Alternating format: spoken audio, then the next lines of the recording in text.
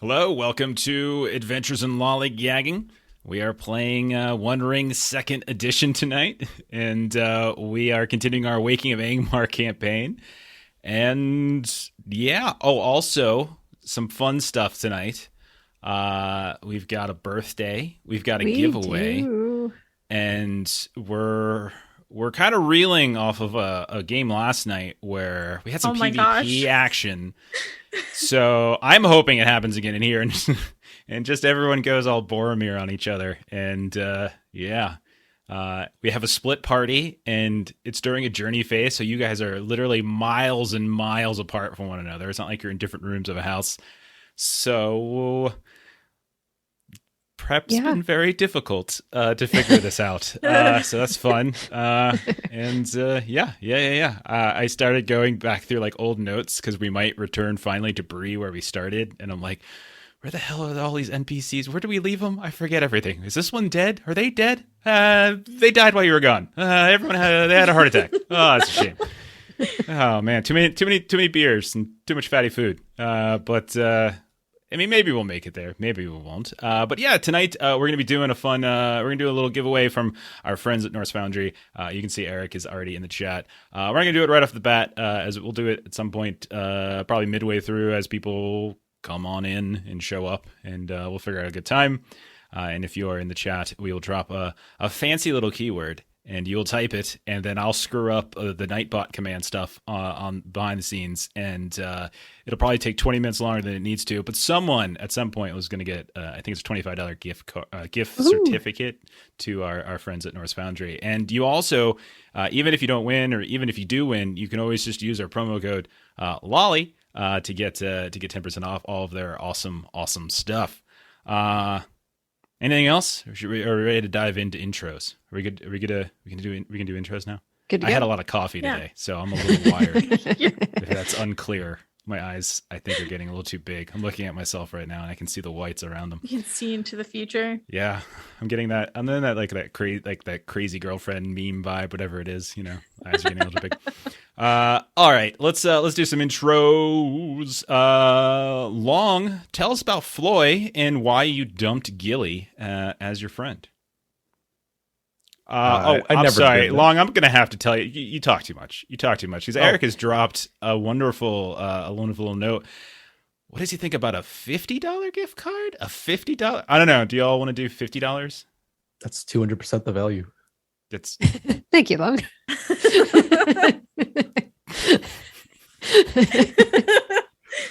No, I Steven, think I love you, Long. Steve and I remark it how just out of nowhere sometimes Long says like the weirdest shit. I said the most hilarious shit. I didn't say weird. Yeah, weird, whatever. So yeah, maybe we'll do how about a $50 gift card? That's twice as good. That's twice as good. So Long, you have to now make a twice as good intro to your character and an explanation for why you've dumped Gilly as your fellowship focus. I wasn't his fellowship focus. Yeah, it was actually a Right. renewal. Oh wow. But even if it was Gilly, I would have dumped it Yeah, the same that's way. fair. Yeah. So you've That's dumped fair. Iridial? Why'd you dump Iridial? Yeah, Oh man. she's just been keeping all the Have you treasure to seen herself recently. Sorendir? You know, And Sorendir, I'm just starting the early repairing of the elves and dwarves relationship. And he's grown as a person, so I see some value in him.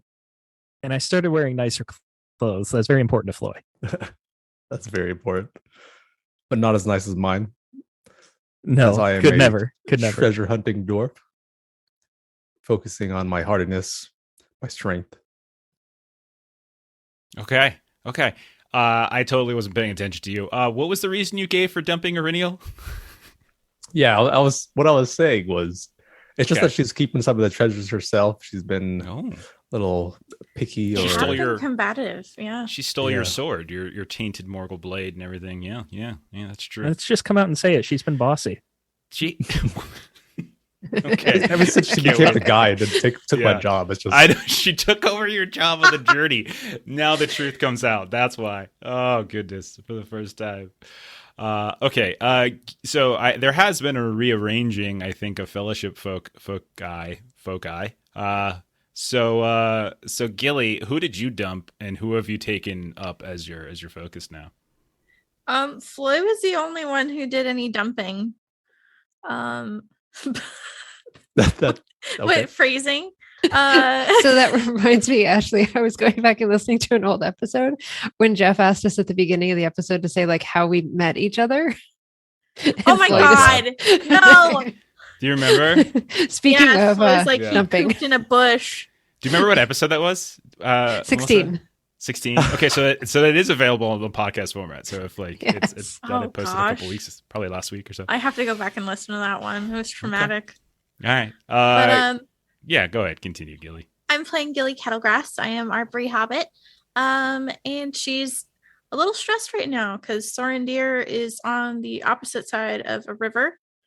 And we are heading on our way to Bree and eventually heading to this really close to Carndoon. More close Yes. than I am comfortable with. And but it needs to be done. Because we were tasked by Lady Artolos, and Gilly is going to attempt this her best. Yep. Yeah, you all and did you all commit, by the way, to taking on the Lady of Forlond as your new patron, like first stats and everything? I think so, Yeah. yeah. Okay. All right. So basically she's like she's sort of like she's very similar to Gandalf in like how you can get bonuses for shadow resistance rolls, that kind of thing. Yeah. Okay. Bottom row, we have Aurinial. Melissa, tell us about Aurinial. And how are you feeling now as you've taken over pole position in the journey phase? And on your first time in the journey phase pole position, you've already lost one member of the party. So how are you feeling? Yes. Auriniel is definitely feeling bad. That did not go particularly well in the rolls during the journey phase. And Auriniel definitely minimized Sorendir's fairly, now that we've seen, very valid concerns about how he was going to be treated when he got here. And so, yeah, him wandering off by himself, crossing a river by himself is weighing very heavy on Auriniel's mind until such time that we are all back together again. Okay. And then next up, finally, we have for the last time going off on a solo mission and then never to be seen again. We have Sorendir. Steven, tell us about Sorendir. Hello, everyone. I am playing Sorendir, Child of Eru, Guard of Forlond, Exile of Linden, Warden of Eriador, Drinker of Water, and Giver of Gold. I have emphasized wisdom over valor, but that is slowly changing. I'm also feeling very sad, and I would be tempted to not even meet up with the group, except I want to get out of Linden anyways, and they're going that direction. So I really don't have many other options but to catch up. That's fair. That's actually a really good point. It's very pragmatic of Sorendir. I mean, traveling alone is very dangerous. That's definitely not something you would do. Wait a second. Wait a second. Hold on.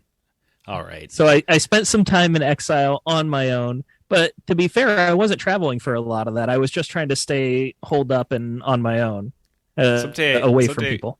Someday we have to do some flashbacks to like Sorendir during his time. Like we should do like a little. Ooh. We should do like some kind of like special little like weekend. Like a Friday night game with some other people, and just like it'll be Sorendir when he was like, oh, just a mere 562 or something like that. And we'll see what he was doing. A youngin.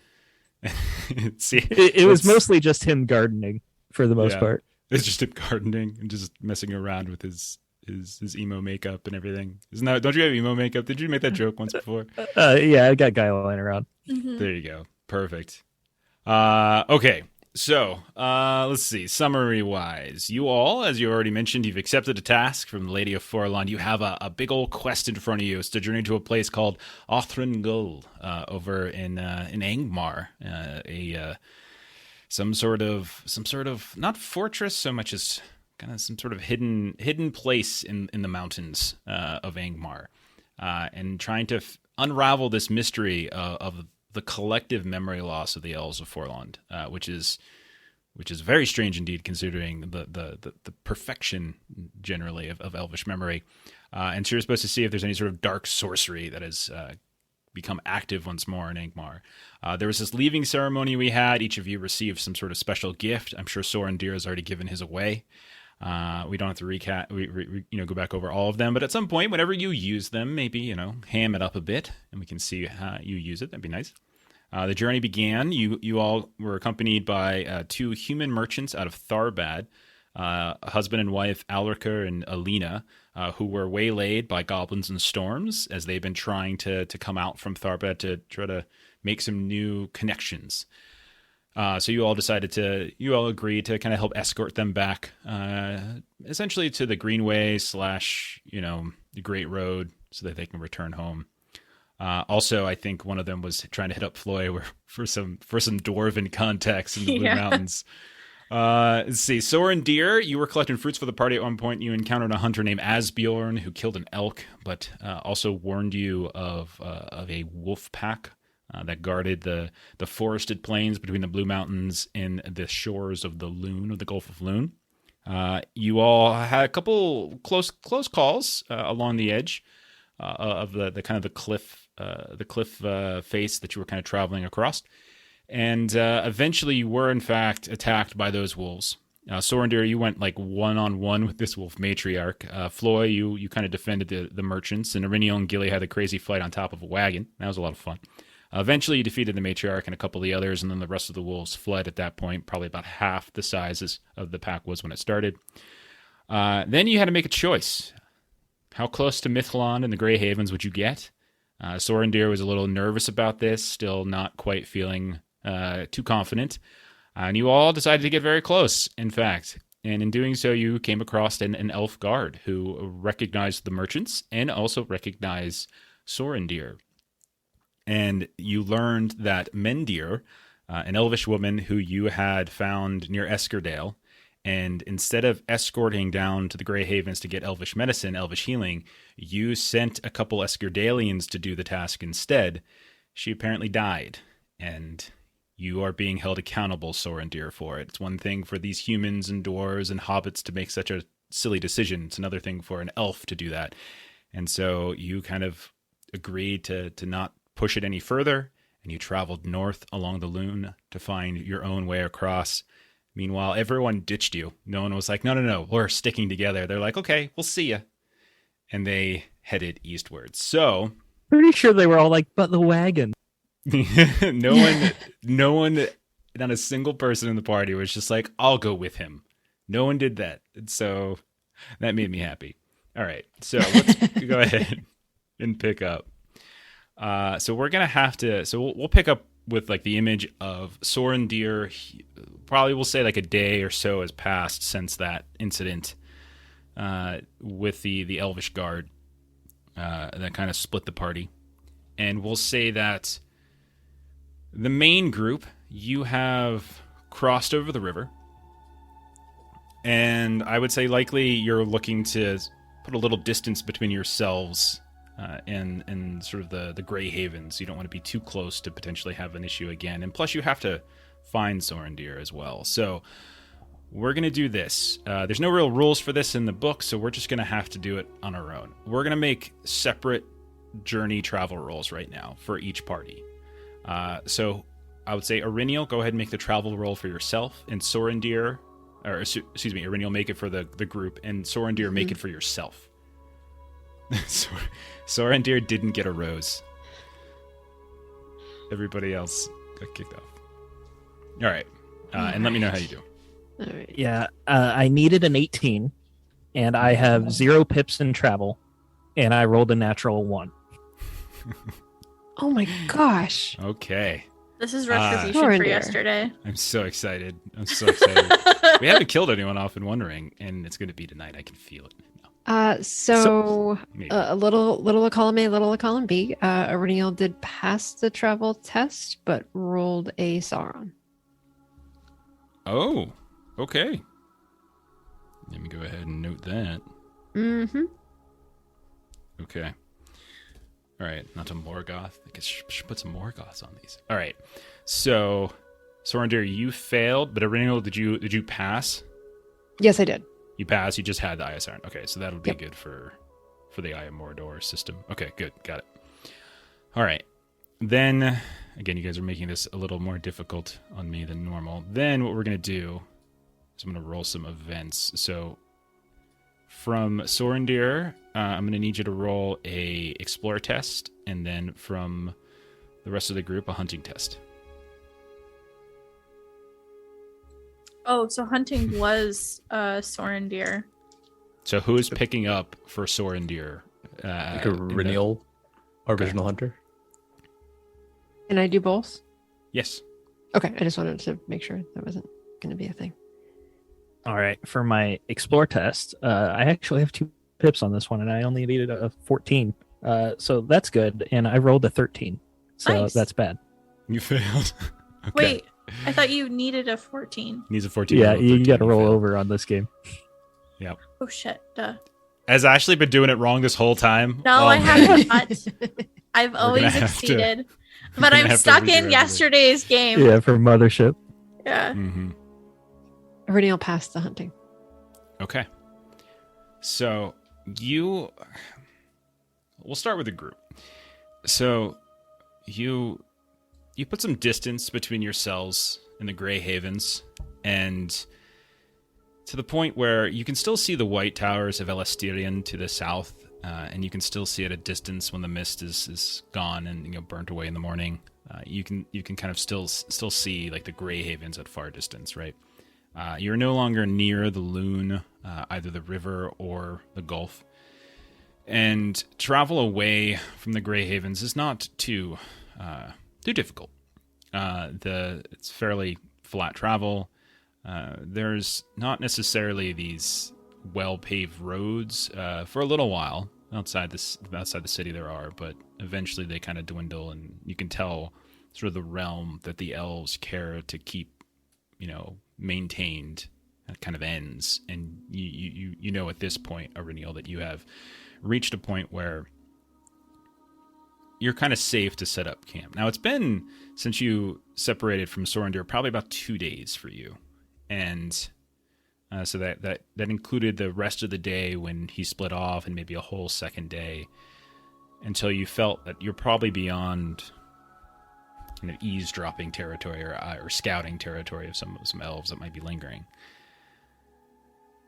As you're camping out that night, and you're off trying to collect some, something for dinner. You have some basic rations still left over, but you're obviously trying to supplement it as best you can with hunting.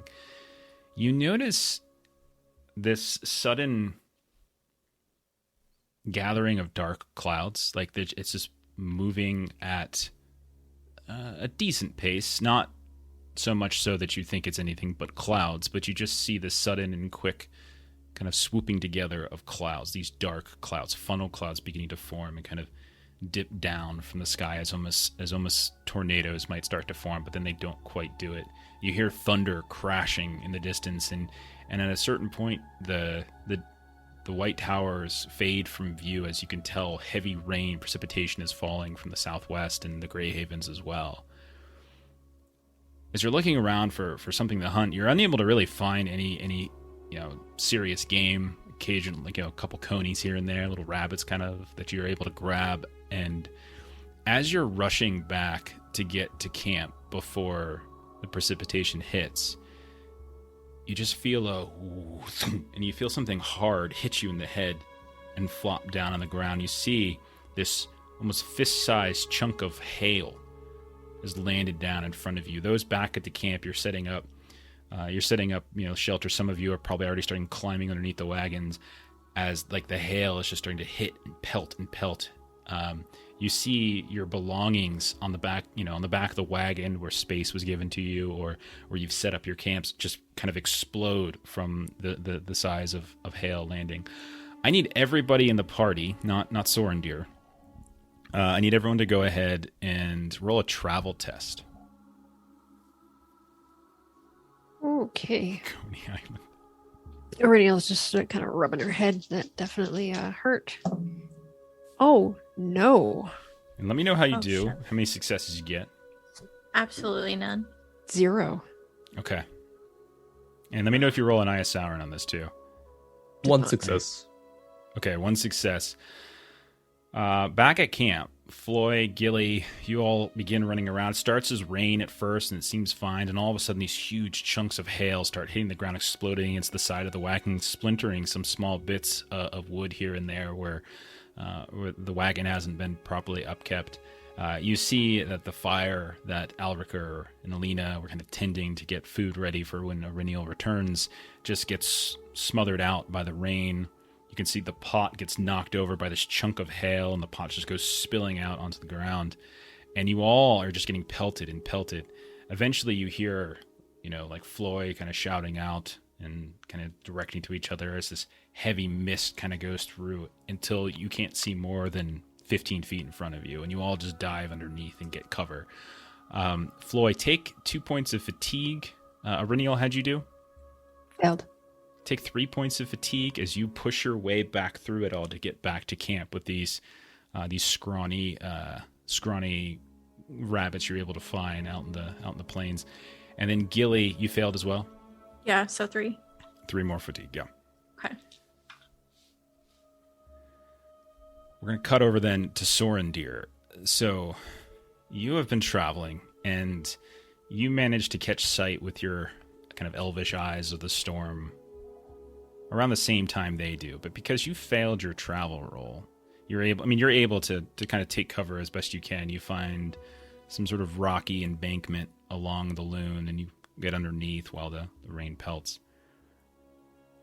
The night passes, and it's tiring. It's lonely. You hear the sounds of strange things on the river. You hear the sounds of animals across the river. More than once you see a strange light on the river. And it is not a good evening for you. You're going to go ahead and you will take 2 points of fatigue. Merely from not being able to get great cover.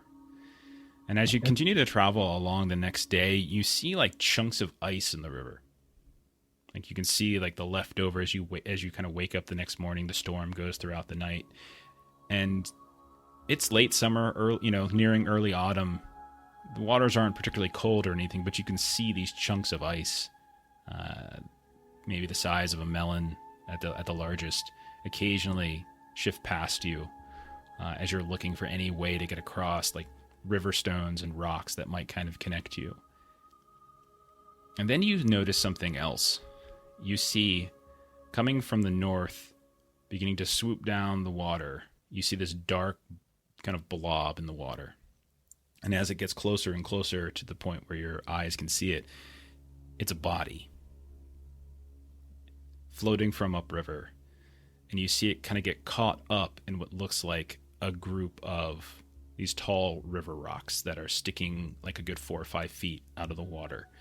And it kind of just gets smashed up against it and wedged in between and seems stuck. What would you like to do?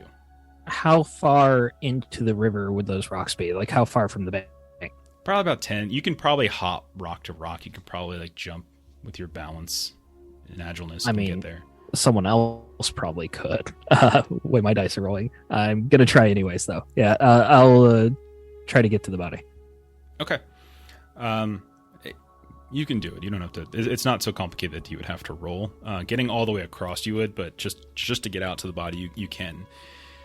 You get over, and you can see that it's obviously completely drenched, but it's also bloated, and it's face down. You can tell it has like armor on of some kind. It's very dark, and you're kind of peering down on it. And do you kind of try to drag it up, or is there anything particular you could do? If I can tell it's bloated, it's not like I can provide first aid. I'll probably use my spear to kind of turn it around. Okay.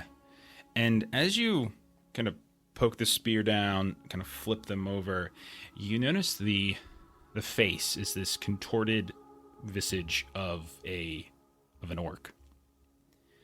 You can see the kind of the patchy armor as well, and they've been in the water for a while. You would think.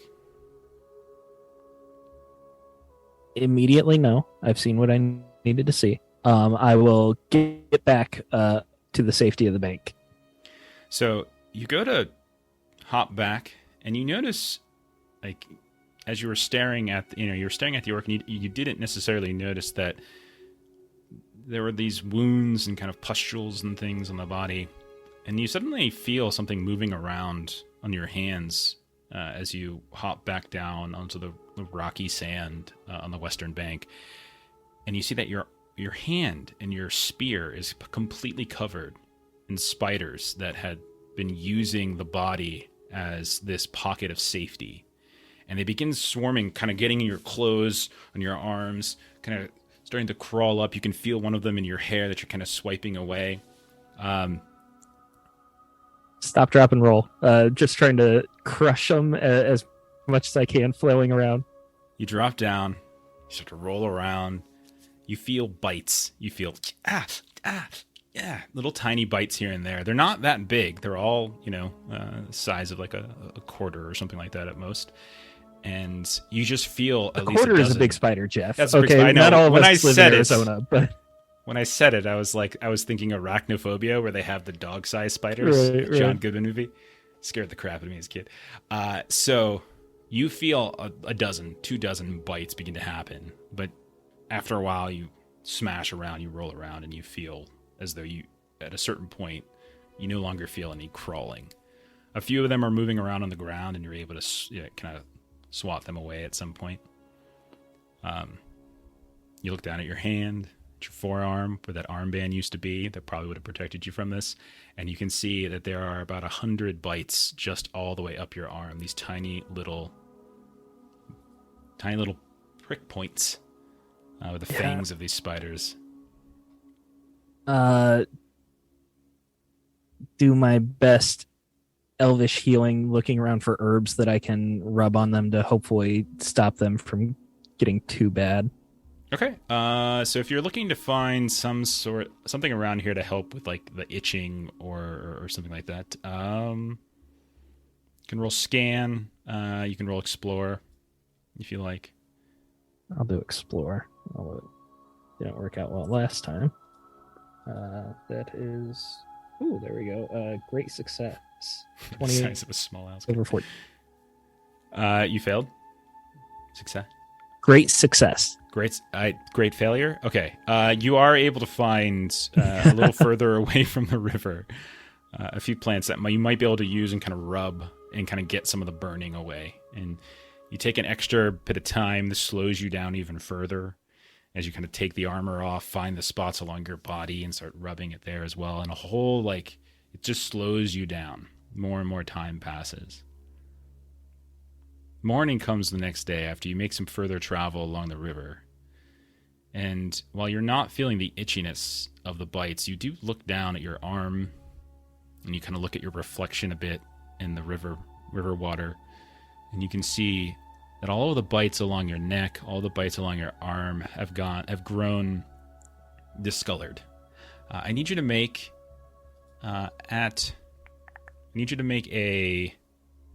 Does this work again? Sorry, I'm trying to remember something.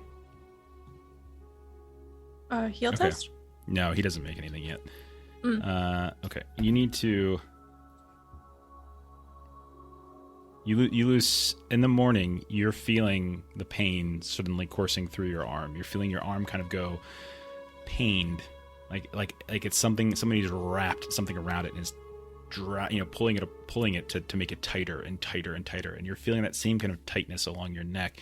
And you're seeing this discoloration, almost as if like poison is coursing through you. Take 7 points of endurance loss. No. Oh, no. That makes me weary.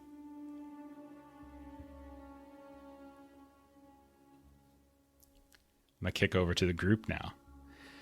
So Aurinial, because we had all of this hail and everything that happened. Mm-hmm.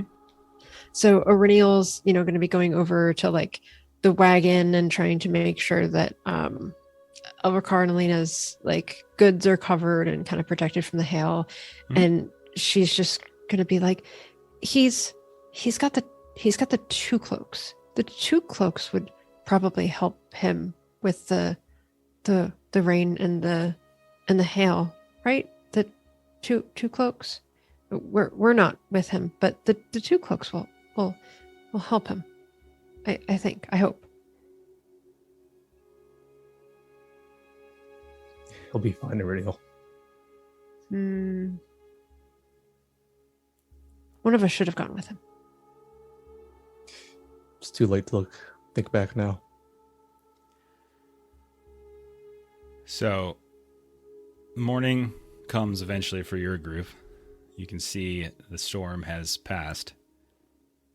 And you look around and you can see ruin. Your stuff has been scattered around. The wagons have suffered a significant amount of damage. You can tell that there are wounds on their ponies as well that were kind of pulling the wagon. And you probably spent some time tending to them as well. And it's now been almost about 2.5, nearly 3 days since you've left Sorendir. You are a ways east of the Grey Havens. You're in a fairly wide open plain. You can probably see for a decent distance so long as there's light and no mist. You never made any particular arrangements on where to meet. It was just the idea of we'll find each other on the other side of the river. So, group, how would you like to go about finding Sorendir on the other side of the river? I would say just kind of ranging off north a bit where like he would have had to go to cross the river. Just trying to find a bit of high ground if possible, try to see, where he might have gone, and efforts definitely being made to locate him. Yeah, we're going to treat this like a skill endeavor, actually. Sure. And we're going to come at from 2 different angles. Sorendir's to get across to you to find him. And all of this now has a new clock on it with his poison. Yeah. So, Iriniel, you're ranging. So is that exploring? Is that what you're doing?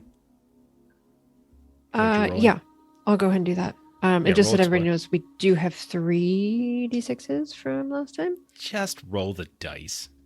I didn't take Always looking any. for I'm just ways to telling cheat. everyone. Oh, that is a Gandalf and an extra success. Okay, so 2 successes so far? Yep. Okay. So as you're journeying, you're journeying off, maybe you start veering back towards the river some. And you're trying to find, from this higher vantage point, you get this hill that's probably the western tapering off of the North Moors, and you kind of get a decent vantage point where you can kind of see the winding of the Loon, and you're looking for any signs of other river crossings. And you don't see anything of note, but you do see that there are sections of the river where it kind of narrows some, and if you were to try to swim across, or if you were to try to sort of ford across in some way, those would probably be the better places to look, and so you can start kind of venturing in those directions. It's still a ways off as you all have peered off some. Gilly and Floy, what are you doing to try to help out here? As we travel along, I can drop or carve in a signal or a sign along the path we're going, so maybe I'll catch whiff of one and just follow it. Okay. So why don't you do something like, it sounds almost like a craft in some way, I guess, if you want, or riddle. Riddle might even be better because it's like you're trying to craft something that has a message to it or whatever. I would take craft because obviously it's better. That's fine. You can take craft. It's okay. I don't think any of us are particularly good at riddle. Sorendir's life is on the line here. He's dying of poison. Jeff is going for 2 Steven kills in 2 games. Rolled a 20 regular success. Regular success? Okay. Sorry about that. So yeah, you make sure, maybe you leave Alriker and Elendil by the wagon as they're attending to their ponies, and they're kind of fixing up the wagon a bit. There's a little camp, and you make sure to do some sort of backtracking. You find chunks of rock or trees. You make little marks here and there, some that'll probably piss Sorendir off, in fact, kind of draw his attention. And along the way, you make a variety of marks that kind of lead or vector towards the camp as well. And Gilly, what are you doing? Gilly kind of wants to look like do like an opening up over awareness to see if we see any signs of there. Sorry, Erebon on the other side of the river. you're not at the river. You guys kind of ventured. You're not. You've crossed. Oh, I thought over. we crossed over, but I thought we were kind of trailing alongside it. Mm-mm. No, you Yeah, we're a bit guys- beyond and circling back. This was never going to be as simple as like you Yeah. guys cross over and like you're walking on either sides of a swimming pool. Like this was Okay. like Sorendir would have to travel for days, and you guys are trying to stay out of the range of the Grey Havens and such. So no, you are not near the river. You would need to go back. Okay, I thought that's what Iriniel and Floy were just. Floy was. I I was making just marks, getting high ground on a hill. Iriniel So was like getting I was on high a hill ground, looking down. and she was seeing the river, and that's what they're doing. So what are you doing, Gilly? Gotcha. Okay, I misunderstood. Gilly, then maybe I could do like a riddle to see if like I could piece together like a good spot to meet up with him, or insight. No, that's like a people thing. Yeah, and I mean, Could so you is like a riddle. what would Sorendir do? I'll take that if you want. That's what I was thinking. Like, yeah, that's like fine. I'll take that. okay, and like a riddle. If it's what would Sorendir do, I think insight makes more sense. Insight. Okay, cool. What would Sorendir do? New merch item for us. So what we're trying to figure out. If we were Sorendir, what would we do? Oh, I just met it at 16, Ooh. Okay. and So I Sorendir, did get a 6. where would Sorendir go? If you just made it and you got a 6, that's a great success. So it's 2 successes. Cool. It's a success for meeting the number, but then you get the bonus success for having a 6 on your bonus die. Sorendir would not be traveling that fast, especially after his encounter with spiders. Not that she would know about that. Mhm. But he would definitely kind of be trudging along, just sticking to the riverbank as much as possible, looking for the easiest way. Okay. Especially because Gilly tends to like stick with you when we're like traveling and stuff, and we fought those goblins together. So it's kind of funny. So we'll say that maybe Floy and Iriniel and Gilly, you take like an extra day's journey kind of back north, bearing northwesternly back towards like one of these bends in the river. And Iriniel, you get to high ground and you're looking for sort of narrow sections of the river. Gilly, you would probably piece together that maybe there's a way he could cross through. He doesn't like to swim. And so he's more than likely going to look for a way that would require the least amount of swimming, least amount of submersion in water. And so maybe you're looking for sections where like the river rocks themselves are protruding. He might be able to hop one to the next or something like that. And Floy, you're kind of marking anything you can find along the way in case he does pass by this section of land after you guys depart from it. Sorendir, you're moving and trudging very slowly up the river. Your eyes are you're getting double vision. You're looking out and you're seeing the trees are kind of shifting and moving on you. The sun is darker today, which doesn't make sense to you. You feel great pain and numbness at the same time. So you feel this dull ache in your arm. You can't really feel your fingers anymore. Your neck is just almost starting to swell, and you're having trouble whenever you go to drink water. And you feel that kind of pain as you swallow. The day is kind of getting long. You've been trudging and trudging. If you would like, what you can do for the poison is you could try to roll a healing roll to remove it. This can done. I mean, technically, we could say this is done at the start of the day. So it's end of the day for endurance loss, and then start of the day for the healing test, maybe. So if you want to try to roll healing, Yeah, I'll try healing. However, this is fairly grievous poison, so you would have a minus 2d6 on this. Okay, so that's a minus 1d6 is what you're telling me. I am. I failed. Okay. I was favored at this, but I got a 6 and I needed an 18. Okay. So you're really going to need to hit that Gandalf. Okay, so we'll say this is the morning of the 4th day since you all have been separated. Arinio, Floyd, Gilly, you are maybe getting a little panicked at this point as you still have no sign. You've gotten very close. You've basically gone all the way back. You've put an extra couple days on your travel, and you've returned essentially to the riverside now, and you're traveling up and down the river. Arinio staying back at high ground. Gilly, you're looking for rocks. Floy, you're making any kind of mark that you possibly can. Why don't the 3 of you go ahead and make an awareness test, and all of you can take it at -1 d6. Okay. Also, I would say it wouldn't be hard for any of you to believe that Sorendir just decided not to cross the river. Auriniel is not going to believe this. Okay, I am going to take one of the D6s because I would like to succeed at this. Roll a 6 fail. Okay. I rolled a 16 and I needed a 16. Okay. I succeeded and with a Gandalf, no extra 6s. Okay.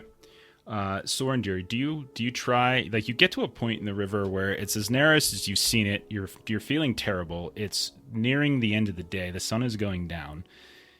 If you don't cross now, you're spending a whole other night on the western side of the river. You're not feeling well. You're feeling sick. You could feel the poison coursing through you.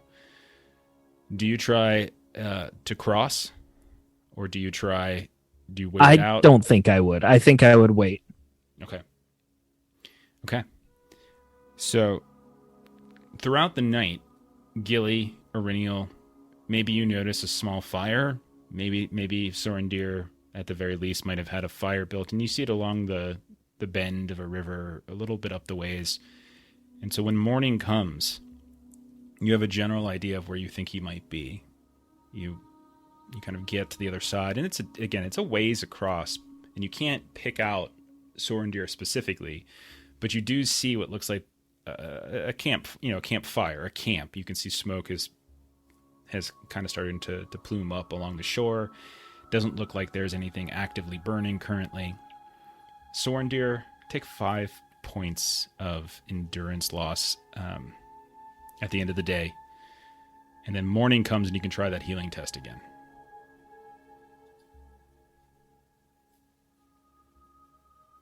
We cannot get there fast enough. I got a 10. Not good enough. Okay.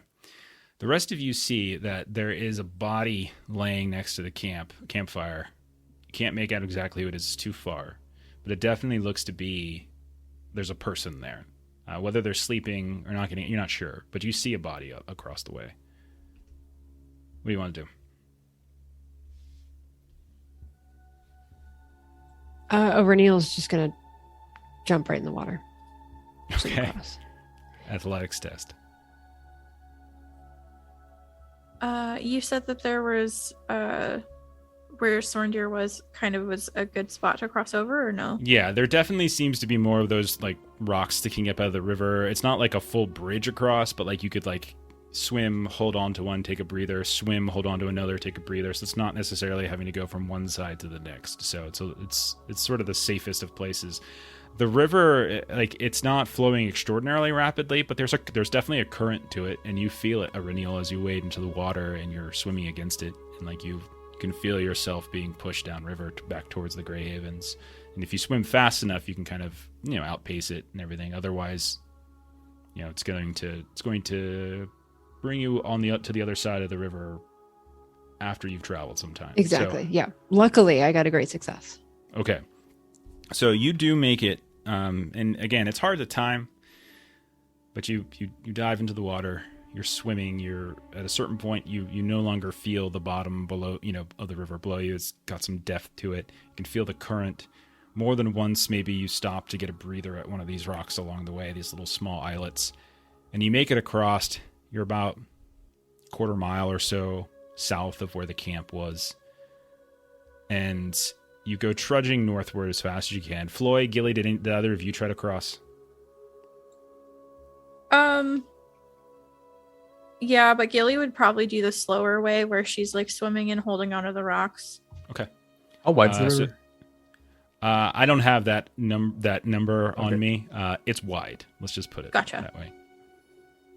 I would look to like maybe craft some sort of like makeshift, just like rope or like wooden Mhm. path along the river, just to like guide across. You might be able to put together some sort of like raft or something. You could probably do something like that. I'll work on that while they start Okay. swimming across. All right, so go ahead and make your craft test. Gilly, make your athletics test. You can take a bonus die of +1 if you're going to be taking a safer route. Okay. Aurelial, you took the boulder route. Aurelial, you're the first to get across and the first to reach this camp, and you see Sorendir. It is him. He is laying next to a fire that has burnt out. You can see his face, starting from his neck all the way up to the side, nearly to his eyes, is discolored purple. You can see it looks like bites of some kind, snake, spider, you're not entirely sure. You can see his forearm, where he wore that armband that he just casually tossed aside, is kind of swollen up as well, almost like a Popeye forearm. Sorendir, you wake, and you know your eyes are certainly getting killed by the brightness of the light, and when you look up, you see a figure kind of shimmering a bit, and then eventually coalesces into the vision of Aurelial, soaking wet. Sorendir, I thought you were dead. I saw your. I'm so sorry. You were right. We shouldn't have tried to take the river. What happened?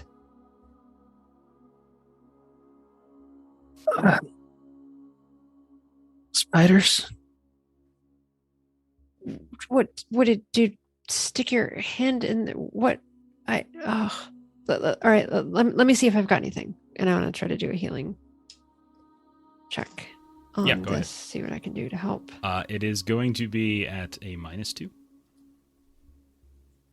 Oh, It's just the severity of the poison.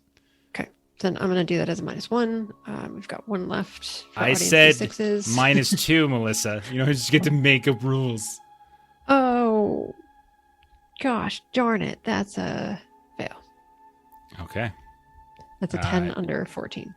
You realize that maybe you left some of your things back by the wagon, and you don't have necessarily your full healing bag. Maybe Gilly has something on her, but you don't seem to have enough, and you would need to probably hustle and get her back, get Sorendir back, because he's not looking good. I'm so sorry. I thought I had we gotta. I'm good. Can you stand? Can you? And so she's just gonna kind of just start kind of putting her kind of arm under you and just trying to lift you before you kind of even get a chance to answer. Yeah, my throat would be so swollen that I would be not trying to speak too much. And I would just kind of nod or shake my head, responding however. Oh, okay. So, and Aurelial's going to do the best she can to just sort of like kind of stand behind him, sort of kind of under armpits, and just sort of dragging him by his feet back towards the river. And she's looking back, hoping that the other two crossed, and is just sort of looking back a little bit confused because neither of them are crossed just yet. But she's going to start making that call that we kind of identified that we can use if we're kind of separated from each other, just to kind of signal to them that it was Sorendir over here. Yeah, you see Gilly in the water. Like she's coming to you, but it's slow. Did you pass your athletics test? Yeah, thank God I got a Gandalf. Otherwise, I got my things were all Okay. ones. Oh, no. Gandalf tonight. Zoro, thank you for those bits. Gave you Look, also watch. some I'm not help gonna as get well. any after this. Gilly, you eventually reach as well. Right as Aurelial is like got Sorendir up, kind of doing the slow walk, getting back into the kind of up into the shores of the water. You look across, Gilly. You can kind of with your keen eyes, you can see Floy is working on something. You can tell he's working on something, and he might have even mentioned he was going to try to piece together some sort of raft or whatever. Yeah. How did you do on your roll there, Floy? got a Gandalf great success. Okay, there's a lot of I could Gandalfs send you a going picture. on since we switched to Norse Foundry dice. That could be because they're good dice, or it could be because y'all are cheaters. I just want to point out I have yet to pass the test today. All right, Steven, you're the only one who's not on my shit list. So there's that. and yet I'm the one dying here. You killed a character for me last night, and I'm not going to forget that. Aureliel's gonna turn to Gilly and just be like, I don't have everything I need. We've got to get it Can back. I attempt a heal test here or no? I think it's one a day. Yeah. Yeah, I think there's a limit on it. Like, Oh, shit. I can't do anything here. I could be wrong on that, so I'm double checking that. I know that sounds familiar. The poison player hero cannot rest and must roll for the corresponding endurance loss at the end of each day. That's what I've been doing. If the roll produces a Gandalf, which it has not, the hero takes no damage and is not poisoned anymore. A successful healing roll done at the start of a day also removes the effects of poison. The roll loses 1d if the poison is severe and loses 2d, which is what this is, if it's grievous. And so this is grievous poison. Yeah. And wounded, you can only do once per day. For healing. Okay. So, you need to get them crossed. Floyd, Yeah. you pass. You've got like this little makeshift raft. You can see across the way a Reniel. You think it's got to be a Reniel, tall. You can see Gillies there. So like they've made it across. But you have this this raft. How do you want to handle this? Thank you, Zora. I think that makes sense. Would I be able to like tie some rope to like an arrow and shoot it to the other side to help us drag across the river? So even if we like kind of trail off, we can still try and pull ourselves back to where we want to be. What kind of bow do you get? Short bow, because I'm a hobbit. Yeah, I don't think that is gonna reach the other side. Okay, fair. Auriniel, did you bring yours with you? Did you jumped into the water and you swam across? Would you have brought your big old bow, getting caught in your arms and legs? You swim across with you, and your armor and your sword and all that kind of stuff. Would you have brought all that? In all No, honesty? and 'cause I was sort of thinking like in my head that I kind of like doffed a bunch of stuff and jumped in yeah, the water. that makes sense. Yeah. So I can try to swim back to collect Floy in the raft. Okay. And then, kind of leave Sorendir and Gilly's care. Okay. Okay. We'll say athletics test. Okay. And we'll just do one roll for you to get there and get back, and I'll say a -1 since you're trying to pull the raft back now. Floy, would you be riding on top of it while she pulls it? Because if that's the case, it's -2. No, she can just take it over. Okay, she takes it. It's like the river problem riddle where you have to like, keep a certain amount of people on one side or the animal dies. Right. Yeah. Yeah. The goat, the lettuce, the wolf. Thanks to Zoro, I am going to roll it straight. I think Auriniel should let Sorendira ride on her back, and then halfway across the river, Sorendira just bites her, and then you both sink down and die. And Sorendira's just like, it was in my nature. It's a scorpion, So right? Scorpion the this frog? is Yeah. Yeah. this is an extraordinary success. So 2 6s. This is my I don't believe you face. Okay. You swim across. You're exhausted. I will say you are going to go ahead and take a fatigue point for all the swimming you're doing. I think that's fair enough. But you get across. You get back very quickly. Thank you, Chuck. It's 100% true. And you load up Sorendir. And Gilly, would you be on top of the raft or would you be on the side of it? Do you have a preference? I'd probably cling onto the side to help doggy paddle. Okay, roll an athletics test. And this is mainly just to see how much fatigue I give you. Okay. You'll get across.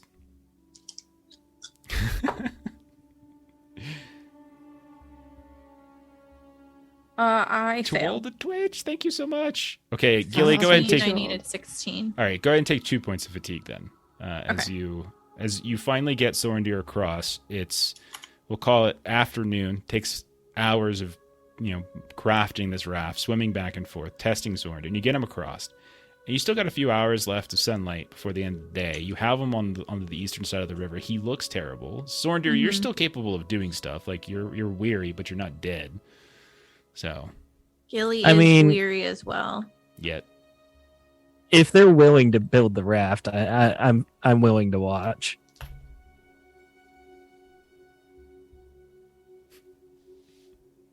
Okay. All right. So How much endurance did you just roll? Is that what you were doing over there? yeah, it was real 9.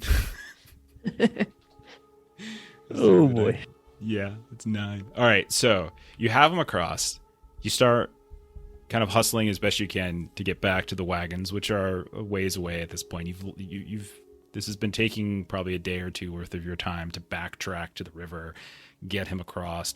Are you going to push through the night, or are you going to like camp out before you get back to where you left your wagons and the wagon and the merchants and things? Reniel would say that we're kind of leaving 2 folks kind of on their own. So I think we would try to, her vote would be pushing through the night. Okay. We did Floyd. pledge our protection to them. Yeah, I can exactly. give Sorendir a hand or a couple legs. Okay. All right, so you guys are going to push through the night. Go ahead and make travel rolls just to see if you take any fatigue on your way back. And then we will do a very important healing roll in the morning. Ugh. We've got D6 over here. So we're doing a travel roll? Yeah, let's do a travel roll because you're pushing through the night. I just want to see, again, this is just for Sure. fatigue. You'll make it. Just sort of like think of it like a marching test. So Jeff, I do want to ask you, just to be fair, because I hate when of she starts sentences like that because I'm probably not going to know the answer. Go ahead. well, and it's kind of a call for you because of my endurance of the ranger, like I don't take fatigue during travel. So do we want to call like some of the stuff endurance that happens? I think the Do swimming we know when we're across the taking it? river. I think the swimming stuff across the river. Let's keep that as fatigue because you were just swimming across a rushing river multiple times. So you're mechanically speaking, your thing I think applies to journey events. So all journey events have a certain amount of fatigue associated with them. So we have broken journey rules. Got it. Like we have broken out of those rules at this point. So Yeah. Okay. everything that's transpired in the last 2 days has been outside of the framework of the journey rules. So I think the fatigue applies. Okay. I failed my travel roll. Okay. Oh no. Gilly, Floy. 21, Oh. great success. Are we? Oh, we were each making our own travel. Yeah, roll? everyone just do it really fast. Got it, okay. Floy, you can hand over one of those extra successes too. And in this kind of case, as you can kind of help, but someone else could help with Sorendir or Yeah, I instead of failed. Reniel doing it. Okay. So you have an extraordinary success. So how did Sorendir do on his travel? He needed an 18, and he rolled a 3. Oh my gosh. Okay. I have 0 pips in travel. Floy, who do you give your extra successes to for your travel, for this fatigue? Basically, who do you decide doesn't get fatigue for this rush through the night back to camp? Oh, this is Sorendir. I'm helping him out. Okay, Sorendir's 1. You get another. My 'cause I think you dwarf. get- Oh, just a great. Oh, just a great, my bad. Okay, Yeah. so Sorendir. So Gilly and Reniel, just go ahead and take an extra fatigue. Okay. Morning comes. Finally, the dawn arrives to the east. You can see a very light mist shows up. Very light, but burns away super fast. You see the campfire of Aldricher and Alinea who have stayed exactly where you've left them. They see you coming and they kind of flag you down. You don't look great, and Sorendir looks absolutely terrible. You lay him down. You kind of, Gilly or Reniel, you go fetch your various poultices and things. And when you kneel down again, to take a look at him, you can tell he is still sick. You tried your best, Reniel, the day before, but you were pretty confident that maybe you could have slowed it down, but you didn't have all the things you needed. Mm-hmm. So, healing test. Yep. So one of you can roll it, one of you can lend aid to the other and get a bonus die if you like. I can I'm help. going to spend a hope, Jeff, and invoke a magical success. Describe what this looks like Ah. and what you're using to do this. So you guys watch as Gilly actually removes the pearl from her usual pouch that she has, and she kind of presses it towards the hollow of Sorendir's throat, and she holds it there, kind of near where the infection and poison is located. and you watch as Gilly just really wishes more than anything that he starts to heal, and that maybe this warm feeling that it grants her will help Sorendir. And then she'll leave it there as she gets her poultices ready, and she starts to put them and bandage them. Okay. And then afterwards, she'll put it back away. The Pearl of Celebrian. Wife of Elrond. That's who that is. Mhm. You all recovered that, I believe, when you were going through Rude Hour. And didn't you use that? Did you use that to help out Floy at one point too? I didn't use the magical success of it, but the 2 dice it gave Gotcha. helped us save him. Mm-hmm. Okay. All right.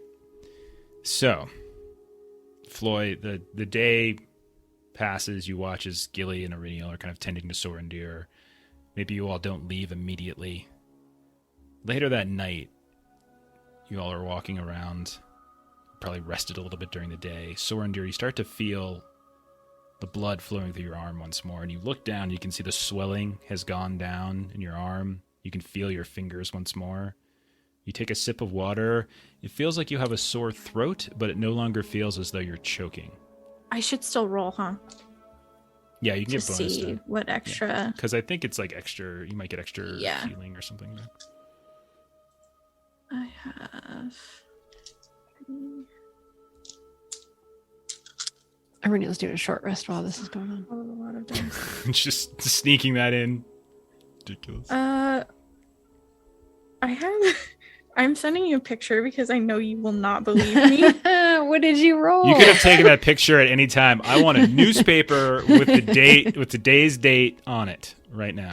Little image of the monitor with like the date and time. Hold on, where are you in Discord? For all we know, you just placed it on a Gandalf. You just heard me roll it. Thank you. Thank you, It's a Steve. sound effect. You could have made a sound effect. You could have rolled a group of other dice. Is this an extraordinary success, Gilly? Are we healing the crap out of Sorendir here? No, she gets. He was ready she to let gets go, too. 6 Saurons. Yeah. It's all ones and a Sauron. I should have taken a picture when I had all those ones too, because I was like, oh, I was fucked.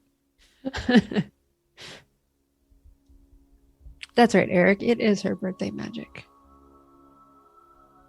Yeah, I don't believe any of this.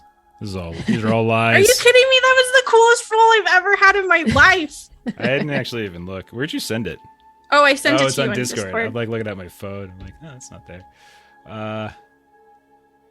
What? That's a lot. Those are eyes of Sauron, Ashley. What are you doing? Yeah, that's pretty good. Okay, I'll say, go ahead and take half endurance back. That's a lot of sixes. It's ridiculous. Yes. I've never gotten that many ever. That is, Well, how many were there?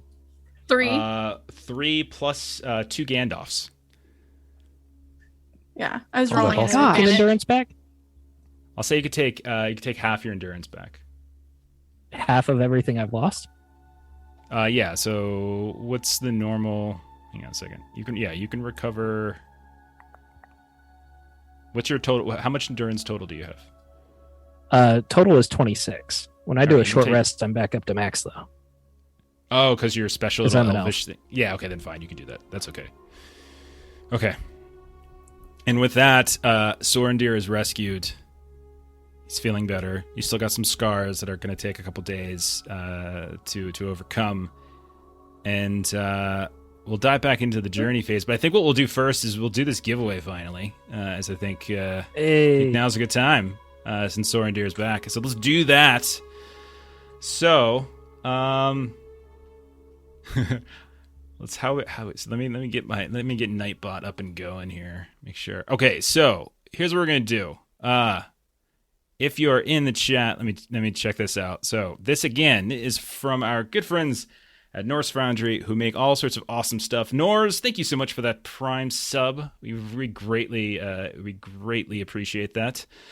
What we're going to do is we're going to say that if you are in the chat, I'm going to give you a keyword in a moment. When I give it to you, you'll go ahead and type it out. We'll do that kind of a random thing, and we'll see who's there, who gets it. Okay. So Give people one more sec. What do we want to do for our keyword? Ooh, that's a good question. We could Lolly. do Glad Rock. Glad Rock? We're not there. We're nowhere near Lolly. dwarves. I was thinking Lolly. Yeah. We can do Gilly. It's her birthday. Ashley's birthday. I was gonna say let's do birthday, but we could do poison. I feel like birthday is the more upbeat I think we should do option of poison. those two. I think we should do poison. Poisoner. Yeah. I think that's pretty funny. Okay. Make the word hot pocket. Go ahead and yeah. So we'll let's see. Making sure, see how many eligible users we have. Okay, we got some eligible users. I'm sorry, Steven, I am removing you as an eligible user. You are ineligible. Get the hell out of here. Oh, Sorry. I think I'll probably make Eric for Norse Foundry ineligible. That would be weird. Look at that, I won. Okay. So last call. Okay, let's do Jeff's a softie. I kind of am actually. Let's do. There's some Just names that gunshot. aren't showing up. I want to. Let me refresh here because there are some names in chat that are not popping up right now, and I want to make sure they all get it. All right, we're gonna do. All right, it's populating right now. The new folks in here, and then we're gonna kind of go ahead and we're gonna go from there. We're gonna do again. We're gonna do the word thing. So all you gotta do is drop your name, or not drop your name. Drop the word. What you going Birthday. with? I guess we'll do birthday. When I say Okay. ready to go. When I say ready All to right. go. Sorry, I don't do this very often. All right. Ready, set. Okay. Oh, should I be like anti-spam? All right, Melissa, you probably should have done this. So I got the birthday thing and the keyword. Do I have to like hit anything? Do I have to like do like ready, set, go, or do I just do roll it? I think That's fine, Eric. Don't worry. go ahead and we'll say people can do it. Yeah, start. Okay, everyone go ahead and type birthday in the chat now Yes. if you There we want go. to be part of this $50 giveaway. We'll let that go for a minute. No exclamation point there, Cardman. Just write it normal. Just birthday, straight up birthday. Where'd Chuck go? Got Oh, some there's Tilda entries Twitch. coming There's in. okay. All right, I'm gonna have to kick. So I'll let that go for another minute. So Ashley, how old are you? I 33. turned 30 today. You turned Ooh. 30? Yeah, You're 30? I'm Good so on you. old. 30. You turning 30 makes me feel ridiculously old. No. Absolutely and utterly Not- old. Jeff, you're 23. We counted Thank it. you. I'm so 30s much are younger than you. fun. You're old I compared know. to me. I'm old. What Old. happened? It's 21. Yes, Chuck. Okay. Everyone's Thank always you. 21. I agree. All right, here we go. Last call. You got 10 seconds from when I say this. 10. I'm not going to count it all. That's weird. All the 5, happy birthdays 4, to Ashley. 3, 2, Thank you. and 1. Okay. Hey, Cardman 2467. Congratulations. Nightbot has picked it. Listen to me. Has picked you. You have as been the winner. chosen. You have been chosen. Congrats, buddy. Yep. Reach out to myself, reach out to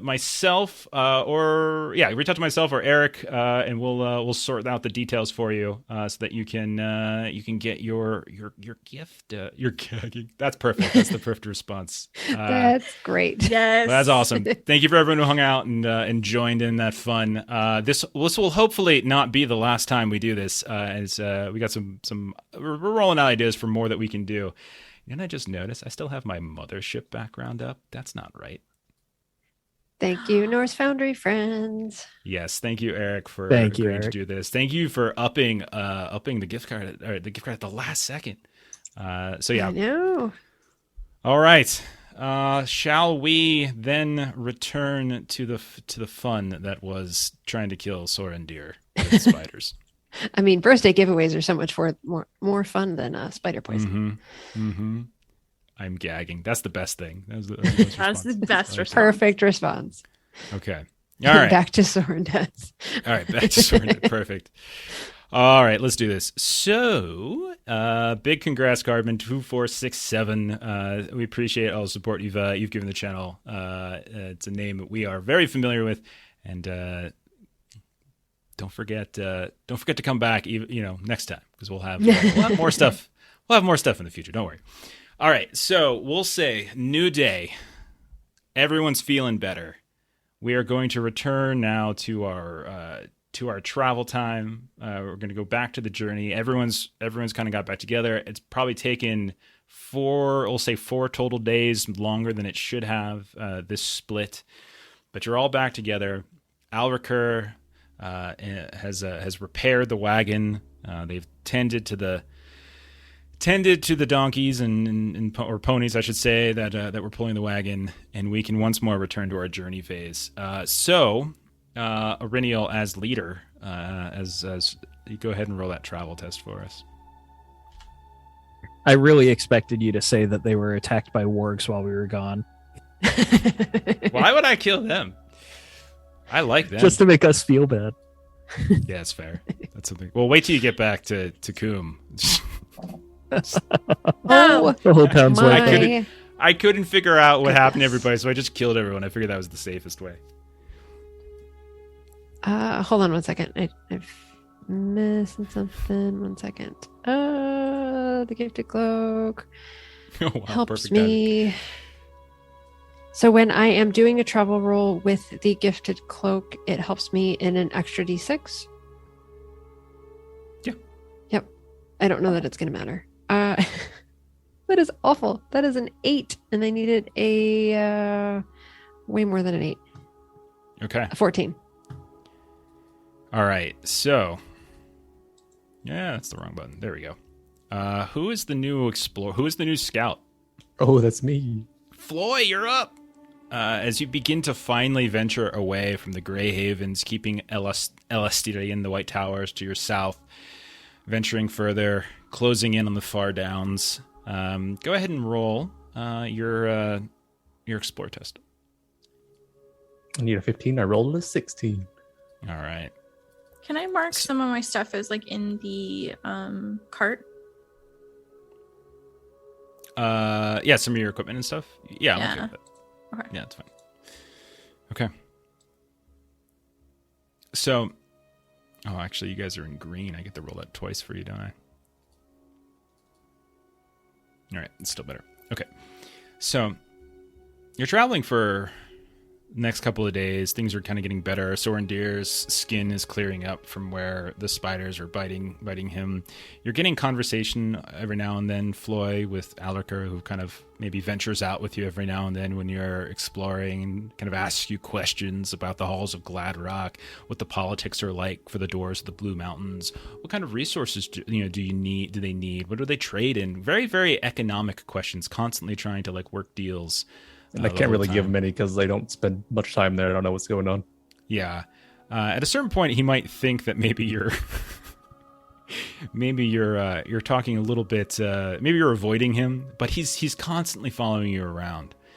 And at a certain point, you notice that you see him kind of one afternoon as you're before sunset, kind of go try to get a head start on the next day's scout, figuring out which ways you want to go. This is probably a familiar path for you. You've traveled down here from the Blue Mountains, from the halls of Gladrock, over the probably through the Grey Havens or near the Grey Havens. You've probably passed over the far downs, probably through the Shire. You've done this path before, and so you're just trying to kind of pick up some landmarks and things to help get your bearings. When suddenly you hear from behind, quarter mile away, you hear, Master Dwarf, help!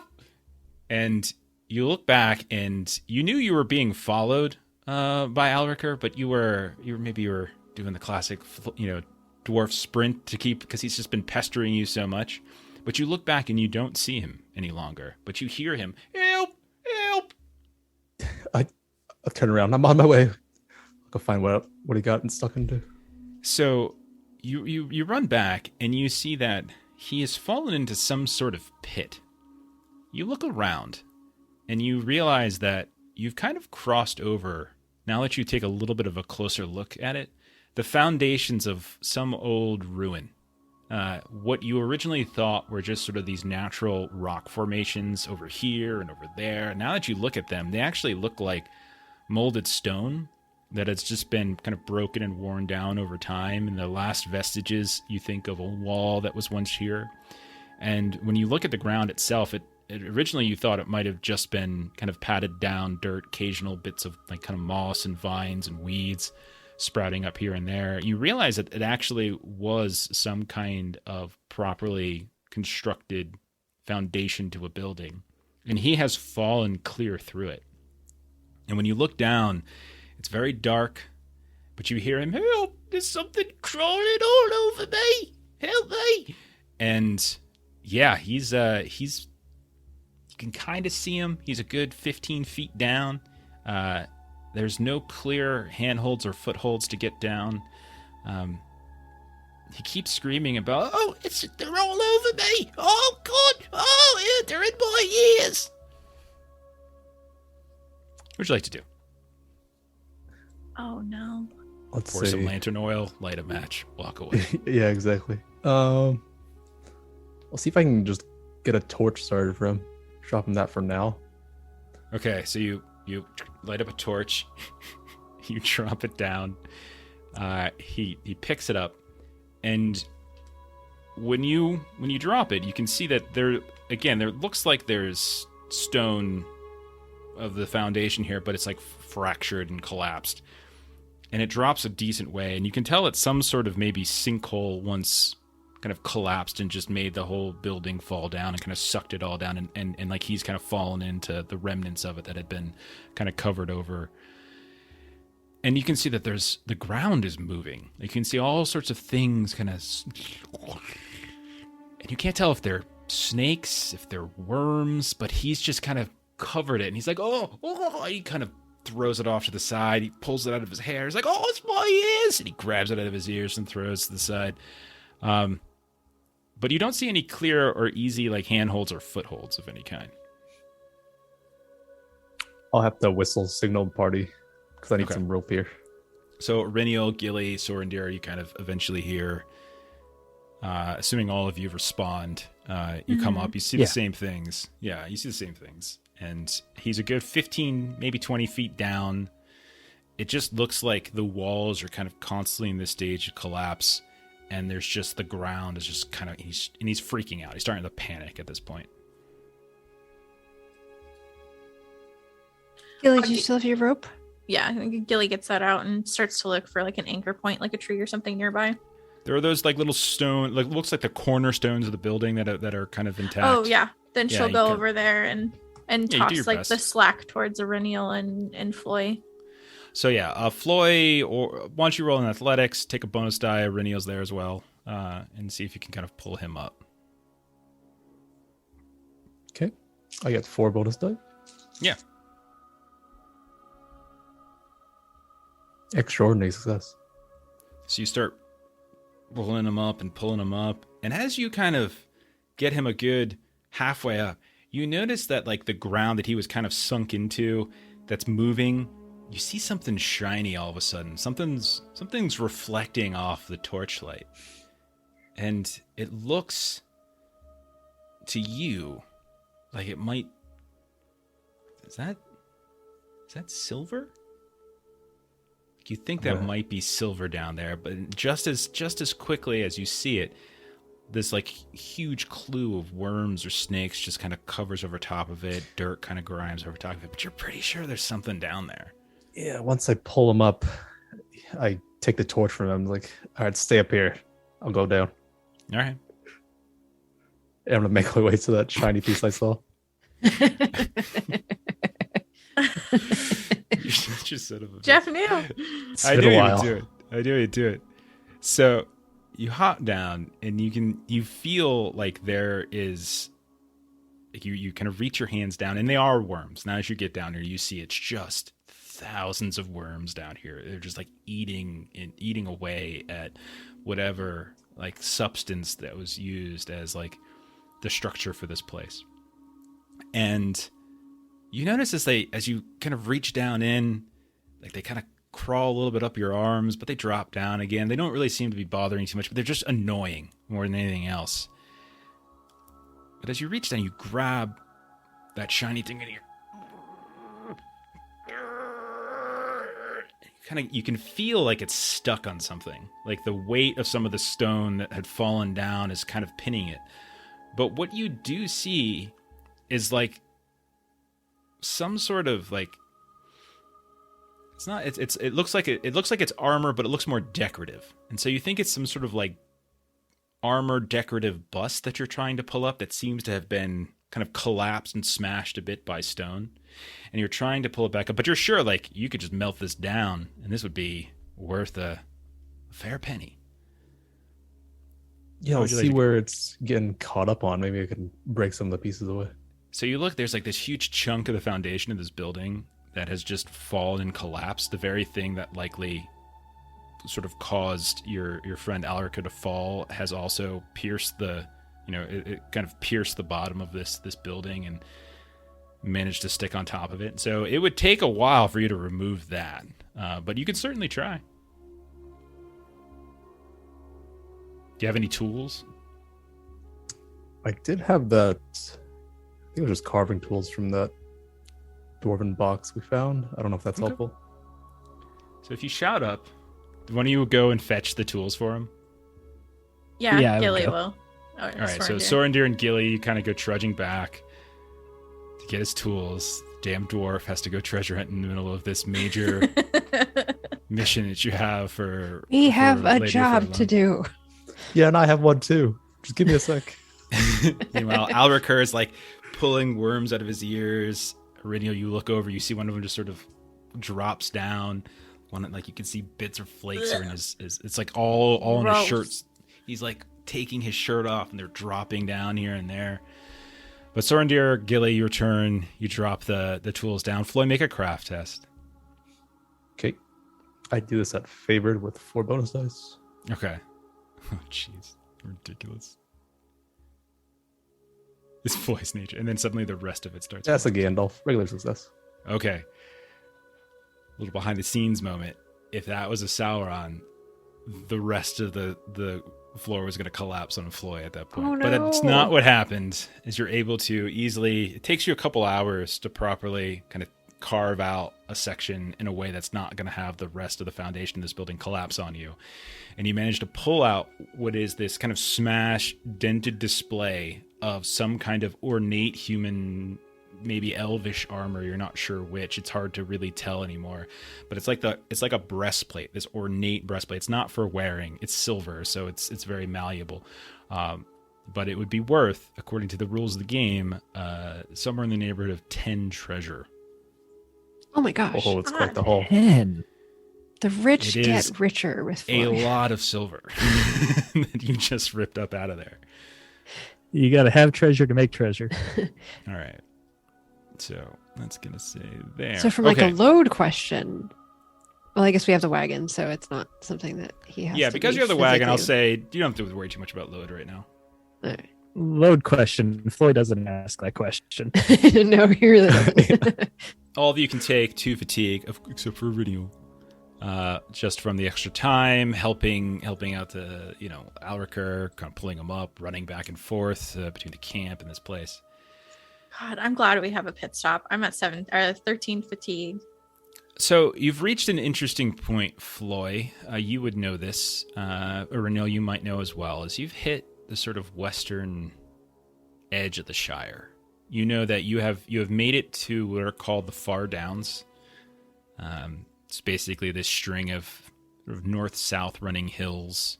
Nothing at all that's not easily. It's easily traversable. Gets a little foggy up there from time to time. Floy, I would freely give you this information as a dwarf who's probably made this path before. There's basically 2 different routes you can take as we zoom in a little bit. You can either get in, onto the hills themselves and pick up the trail that will eventually turn into the East Road, which will take you through the heart of the Shire. Very safe, easy journey once you get there. Or you can try to circumvent the hills entirely and try to come into the Shire from the north. And that means kind of moving around and sort of the outer stranger, like hamlets and villages and things like that, and then work your way down to the road that way. So those are kind of the two choices you have. So you either look for the remnants of the East Road that disappears into the far downs, or you try to go through like the backwater northern sections of North Farthing of the Shire. I'll offer those two options and suggest we go with the untraveled road, since there could be treasure there. Treasure where? Which one's the untraveled road? Or just the one I haven't really gone to. I would say north. you've probably done either. You've probably done both. Oh, like okay. it's just sort of like you guys tell me which way you want to go. Essentially, one way will bring you through. There's like it's the difference of going through two different hamlets. It sort of determines which hamlets you'll pass through. So Aurenial would You say, would want to see where golf was. That's awesome. That is. "Oh yeah, very It's very true." Yeah. So I think we do have a job to do, and we're trying to take the well-traveled roads in this early part so that we're reasonably well rested before we have our harder journey ahead. So I think the one that gets us to a road faster might be the way to go. That sounds good then. We can I make our agree. way to the hills, hit the East Road. Okay. I've moved you over to the Shire map. There's a whole separate Shire map. We're still maintain Ooh. basic journey rules and such. The Shire is like 120-ish miles west to east, I think. It'll take you a couple days to get across from the western outskirts all the way to the Brandywine on the eastern side by the Old Forest. So Aurenial, go ahead and make a travel test as you, with Floyd's help, are looking around. You guys journey onto the far downs, and you're kind of looking for any particular path that might suggest, okay, this is where the East Road kind of peters out into the hills, and this is the easiest way. Obviously, you can just head east and you'll be fine, but this is probably the best thing to do. This will get you onto the road faster. So I rolled an extraordinary success. All right, this is ridiculous. This is ridiculous. The 17 and both of my d6s are 6s. Okay, sure you did. You just keep telling yourself that. Gilly, are you still doing awareness? Who's doing awareness? Lookouts. That would be Gilly. Yeah, Gilly. All right, Gilly, roll an awareness test.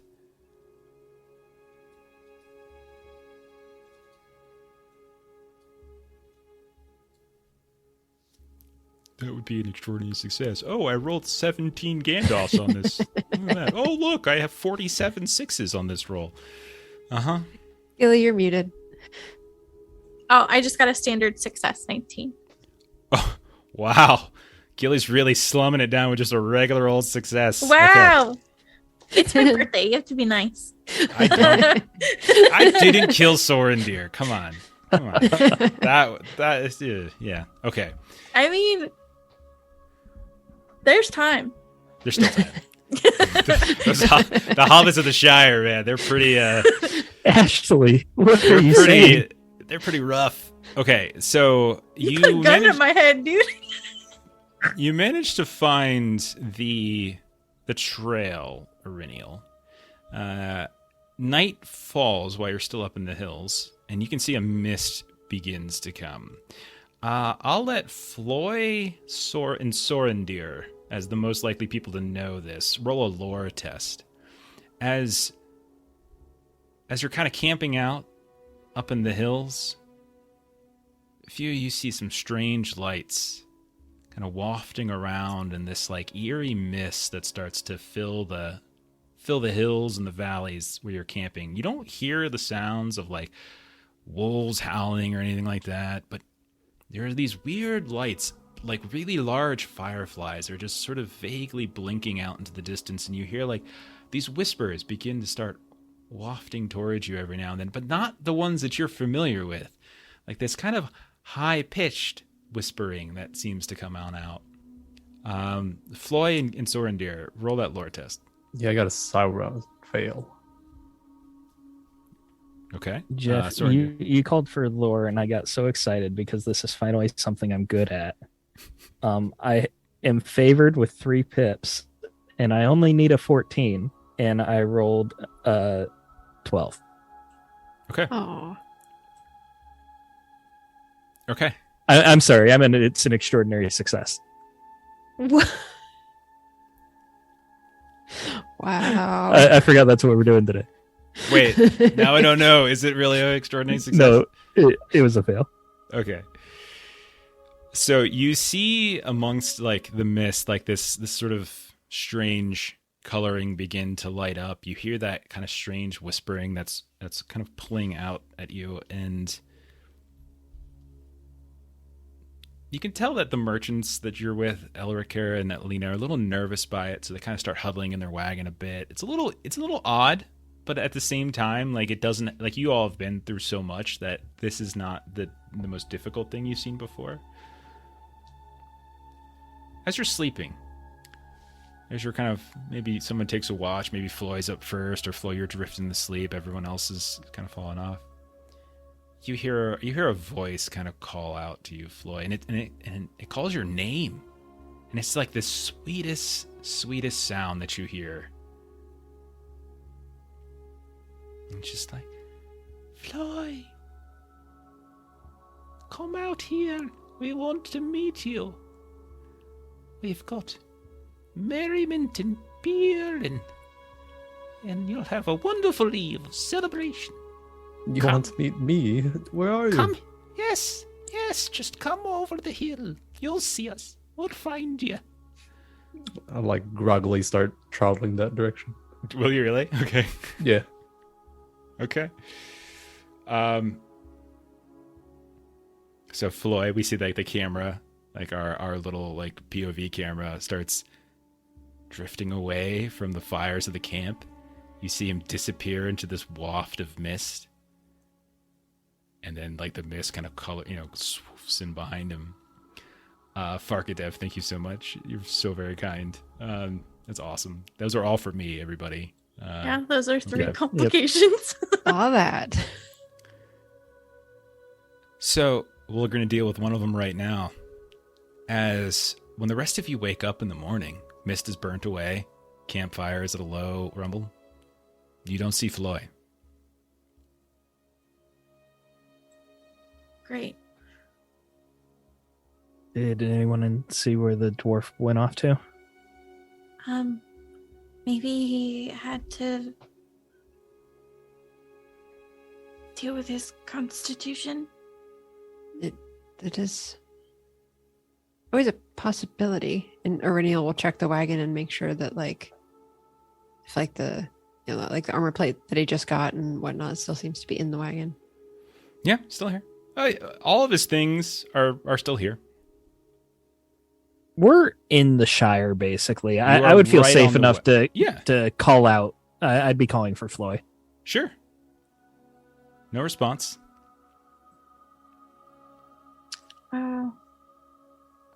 Can I like get up on the top of the hill and see if I see anything below? Absolutely. Roll an awareness test.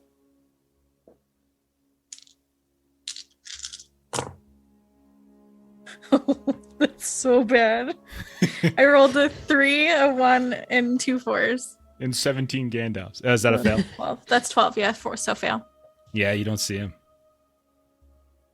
Yeah, Did he's you- missing. Did you see anything? No. All right. Well, you took the high ground, so let me see if he wandered off somewhere. So Aurelian wants to kind of look for footprints, see if he tracked out of the camp area. I would try to help hunting her with test? that. Okay, you want to do hunting or awareness? Aurelian will be doing hunting for that. Okay, take an extra die from Sornder. Okay. Oh, let's see. That is a passed by 1. 14 Okay. over 13. Rennial Sorendir, you head on out different direction. You start going through some of these valleys, which at night are kind of gloomy, but now that the sun's up and the mist is sort of burnt away, it's just like beautiful green grass and fields, like this rolling hills. And you see up ahead, at the sort of the base of a slope of one of these hills, a good 1,000-1,500 feet away from camp, you see a dark blight in the otherwise beautiful green grass, and it is the body of Floy, laying face down in the grass. What? Floy. Rennie will rush over to Floy and turn him over. You turn him over, and as you do, Floy, you groggily wake up. Renniel, Sorendir, you're both looking. You can tell that his beard looks different. It's got these like little braids here and there, and there's like these sort of. Oh, that's the wrong one. You see these. You see what looks like these little kind of colorful bands and kind of little petals and flowers and things. He's wearing some kind of wreath around his head, like some garland that's been smashed and folded down. He's got a smell on his breath that is worse than usual, as if he's imbibed in Floy. You have a massive hangover. Oh, it was quite the party last night. What? You were drinking? Weren't we all? What? Where? Here in the Shire. Floy, you have, as you're feeling your head, you're kind of trying to keep your brain from sipping out of your ears, and Sorendir is asking these questions, and you're searching through your memories. You have these like weird, they're like half dream, half fragmented memories of some sort of grand wedding. Like you attended a wedding? Did you attend a wedding last night? And you're like, was I in a wedding last night? Did I get married last night? And it's like all these things you see, like this weird vision, like this immense revelry. Was there a feast? There was booze? There's singing? All of it is so fragmented and it's surreal. But you look and you've got these bits of garland and flowers and petals, like all dotted over your beard and your hair. But you have occasional memories of it. It was a hell of a celebration and revelry. What are you talking about? We were sleeping. Yeah, you guys were, but I was awake, keeping watch. And they Keeping invited me. watch. You were drinking. How can you be? You weren't keeping watch. When am I not drinking? Come on. But we do not travel with things like that. He could not have braided and all of that himself. They're tiny braids, like small. This makes no sense. Can Iriniel do like a lore? Not that she's good at lore, but just a lore chest just to see. That was already done by the two people who'd be most likely to know any information about it, and they failed. I'd offer him a hand up. Oh, thank you, Sondi. Can you tell us more about this I wedding? tell you pieces in there, but it's foggy. My head hurts. Like, can we just get into town? Like a dwarf wedding? You don't recall any other dwarves there. Like, you're having trouble trying to visualize who else was there.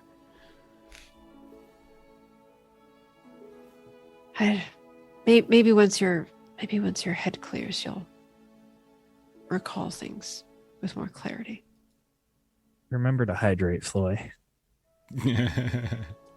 Thanks for Ronique. You get back to the camp.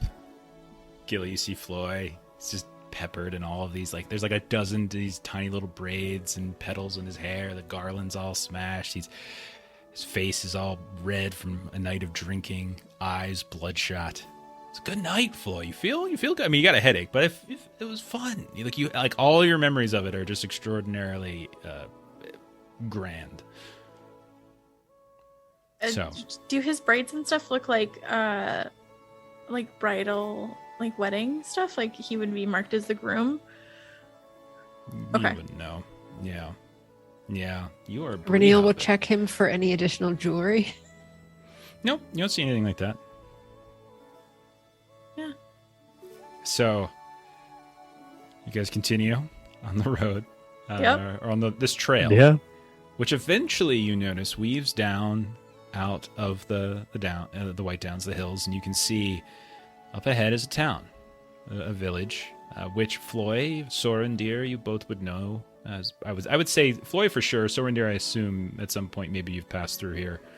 The town of Greenholm is what it's called, Floy, and you start weaving. Kind of weaving your way down the mountains. You get your wagon and such. And you can see that there is this collection of kind of modest-looking houses. And you do see that there are some hobbit holes as well, but it's a mixture of both. And there's as you wind down out of the hills, you can see that some of the hills that you're winding down out of, you're looking to your right and your left as you're starting to feel more solidity to the road. It's not just this goat path that's becoming something that's being properly tended to. And you can see that there's little gardens and such that are out front of some of these holes, and occasionally someone kind of looks up at you and pops their head up out of the garden. All of a sudden they got their coveralls on and eyebrows suddenly raised like they're watching you, and a few of them kind of like their heads turned. Others kind of just shake their head as they kind of stare at Floy, and then they kind of just go back to what they were doing. Aureliel, kind of seeing them seem to interact with what he looks like, Aureliel will just sort of call out, I hear there was a wedding last night. So one of them who just went back to kind of doing their guard, kind of looked back up. Oh, well, I suppose there could have been. Judging by the looks of your friend there might have been indeed. He's got the look of someone who's taken him a fairy wife.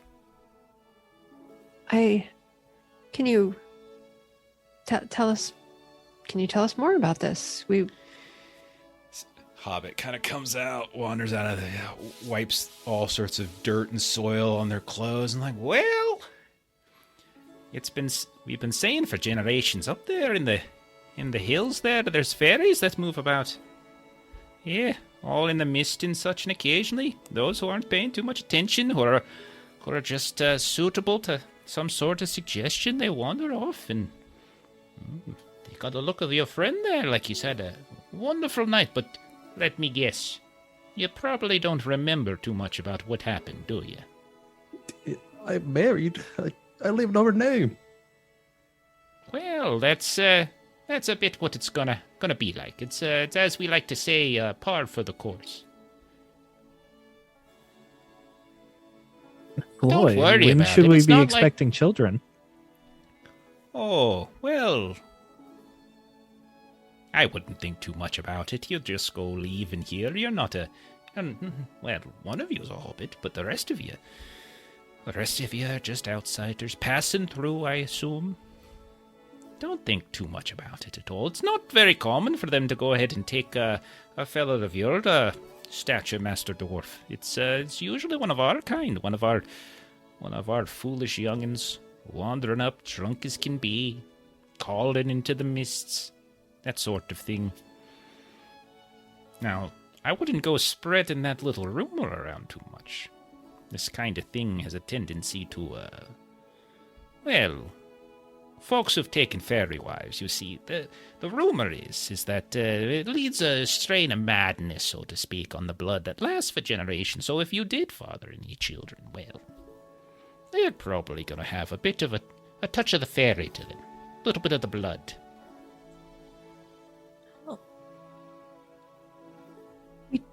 I'm sure his children would have been a little touched anyways. Sorendir thinks this is hilarious. The hobbit turns over toward you. An elf with a sense of humor. Well, this is quite a morning. We've got a dwarven fella here who's taken a fairy wife. We've got an elf who's making jokes, and we've got ourselves a hobbit over here that I'm not too familiar with. Well, you might want to go ahead and keep passing through now. I've got a lot of work to do today. Can't be dilly-dallying, talking to every stranger on the road. Boy, perhaps we should find you a hobbit hole to settle down in now that you're a family man. This is too much to think about this early in the morning. Can we just keep going? Boy, we just got you cleansed just not that many days ago, and now this is going to follow him for generations. Did I hear you right? Oh, that's just, some people say that. Not everyone. There's no particular proof to anything that I'm saying. Most of it's just legend and rumor and whatnot. Like I said, he's a stranger in these parts. Unless he's settling down in the hills, I doubt he'll ever see the ramifications of his problems. Knowing Floy, he would never settle down with quite the dowry. Iriniel would just sort of kind of pat Floy on the back and just say, well, I guess your beard was in need of a new look, so I suppose enjoy what you've got there. It does look quite good, doesn't it? Well, congratulations. I believe are in order, Master Dwarf, and you have a wonderful day as you pass on through. Welcome to Greenholm. Gilly will just be like, thank you. Have a nice day. As she's like shooing us along. She's going to take half your stuff when you leave. So, Congratulations, and you got a lot of Floy. stuff, too. Yeah, You do. There's a fairy going around out there somewhere in the hills. It's got all his stuff. Spending your money. All right. So you guys weave into the town, this village of Greenholm. You encounter more hobbits. Some are keeping their distance from you. Some are polite and greeting you. None of them seem to be giving you any kind of gruff. Like there's a generally good feeling about the town. Everyone kind of does seem to be tending to whatever task that they're at that day. Iriniel wants to see if anyone looks a bit friendlier than others. Just to see, and maybe it's kind of the one that we talked to earlier, but just to see like if they've been hearing any rumors of anything kind of going on in the area, any it's because we had been traveled west for a while, so just to hear if there's any other. Sure. Go ahead and why don't you roll like a courtesy or something like that, we'll say. The thing that I finally got one pip in. Let's see how this goes.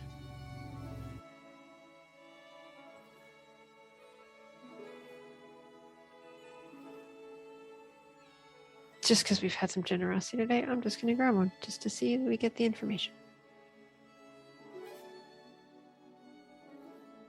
Nope. That is a 10 under 14. Okay. So as they kind of go back to their work, this gardening hobbit starts to try to go back to their work. You kind of call back to them, and they turn around, and they're you can tell that they're trying to hold back a sense of impatience as they've got work to do, and you kind of ask them about news, like, oh, well, we don't get much in the way of proper news out here in Greenholm. We're a bit a ways from everyone. I did hear that at the festival this year, there was a bit of an uprising. Well, not an uprising. That's far too big of a word. I shouldn't be using that one at all. That's not it. But I did hear that for the first time in quite a while at Mickledelving, that they were graced with the presence of the Grey Wizard once more. And him and his that strange fellow from Bag End there, Mr. Bilbo Baggins, they were once more gracing the tooks and whatnot with their fireworks displays and all sorts of rumor mongering as well. Stories of this and stories of that and adventures and things. And well, we Greenholms out here, we're just tending to our ways. And that's that. Don't much care too much for the type of gossiping you're looking for, madam. If you want some of that, well, you can head a little bit further inward. I'm sure the folks in Delving can tell you everything, or Waymeet, or one of these other places, but that's not how we do things out here. Thank you very much. I certainly did not mean to offend. Just want to know no what we might be offense, traveling no offense into. taken. Who was this strange hobbit you were referring to? Oh, well, it's a fella by the name of Bilbo Baggins. Yes, there's a back end over, if you follow the Great East Road here, the East Road. Head east a ways, and you'll find him, once you get to Bywater, just veer a bit to the northwest, and you'll find old Bag End up there. But he's a strange one indeed. He tends to be a bit eccentric. Many years ago, he was just a regular old fella. Then he got it in his mind, so the stories say, that he was going to go off adventuring. And so he did, and now he's thrown around all these different bits of coin and all of his sudden wealth that he has for whatever reason. There are others who they'll tell you that he was kidnapped one day. He was by some of your kind there, Master Dwarf. Yes, that the Grey Wizard and a whole host of dwarves, 20, 24 maybe. Well, they just wrapped him up in a burlap sack, and that was that. They just headed on, and we saw him, quite a bit of time later, but he was none the worse for wear, except his noggin not quite working as well as it used to, and all sorts of stories that are filling his head about he's some sort of adventurer now and better than everyone.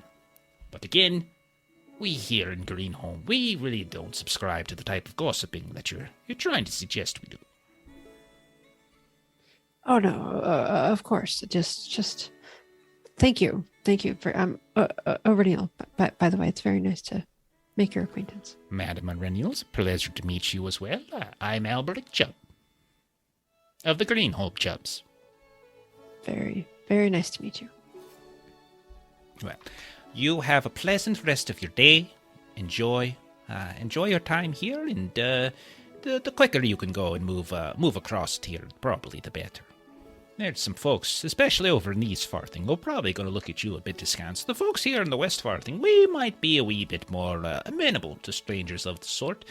Master Dwarf, we see plenty of folks like yourself. If you want to stop for a good bite to eat and a drink, well, you can probably find something useful in Waymeet. Once you get to Delving, you might as well just pass through it. They have a very high opinion of themselves, you see, and they probably are going to have a wee bit of a lower opinion of those going through. But again, we here in Greenholm, we really don't subscribe to the type of rumor, gossiping, and all that sort of thing. We're respectful folk. Of course. Indeed, thank you so much for your time. Oh, you are more than welcome. And you see they head back to their garden, and then kind of wave, and as they're waving, they get hit with like a chunk of dirt, and you see like his wife is just like a few feet away, who was buried down into the garden, kind of working. You kind of get mad at him, like, now get your butt back to work there, Mr. Albrecht. I'm not going to be doing all this gardening alone. Talking to strangers. Look at them. What's wrong with you? What's going on with your head these days? That one right there's got a fairy wife. Oh, are you looking for another wife, are you? Well, I tell you, you haven't been treating this one particularly well. No, you haven't. I don't see why you'd want a second. You hear him mumble like, I definitely don't want a second. And back to work he goes. Jeff Oh, sorry for the dog. Jeff playing Hobbit women is why we go to the Shire. Yes, that's why I wanted to go. Dude, I love hobbits, man. Oh, God. They crack me up. Oh, man. Okay. So, do you guys just want to continue through town and travel for a bit? Yeah, we might want to go see this Bilbo fellow. He sounds quite interesting. He might have a quest for us. Please don't. Wait, we are on it. Aurelial does want to make sure that we kind of know what's ahead of us for travel. And so just maybe grabbing some food in Delving just to see if we can hear anything that happened with the festival, or if there was any word of kind of the goings on since we've been in the West for a bit. Okay. So okay, yeah, you guys can travel there. There's no problem at all. There is like this whole separate like journey table for going through the Shire. Like it's called the Hobbit Walks Shire Ooh. Journey Events table, stuff like that. It's sort of like its own little thing. We're not going to fully go into it since you're not actually all hobbits, but I figured like we'll do some sightseeing. It's Ashley's birthday. She's a hobbit. I figure she wants to see some of this. Yes, I did. Okay. Thank you. So, let me do a little roll here. See what you get. Okay. It's a pleasant stroll, actually. A nice quiet walk between Greenholm and Mickledelving. It's a ways. You can see, like, as you look off to the north and to the south, like this sort of valley between the hills of what I would say, Flo, you would know as the White Downs, and to the west is the Far Downs, and in between there's just pastures for days. You see all sorts of like sheep and goat kind of spreading out, this kind of roaming free here and there. Occasionally you see they're being tended by someone, but maybe you pass by, a wagon with a small little pony and someone kind of, or not pony, well actually probably wouldn't be a pony. We'll say what looks like a cart kind of being pulled by a couple different hobbits that are kind of passing by, and they kind of see you and they veer a little bit off the road a bit as you're taking up a significant portion of the road. But eventually you do make your way to Mickledelving, and it's kind of the closest thing to like the capital of the Shire. At least that's kind of how it's presented.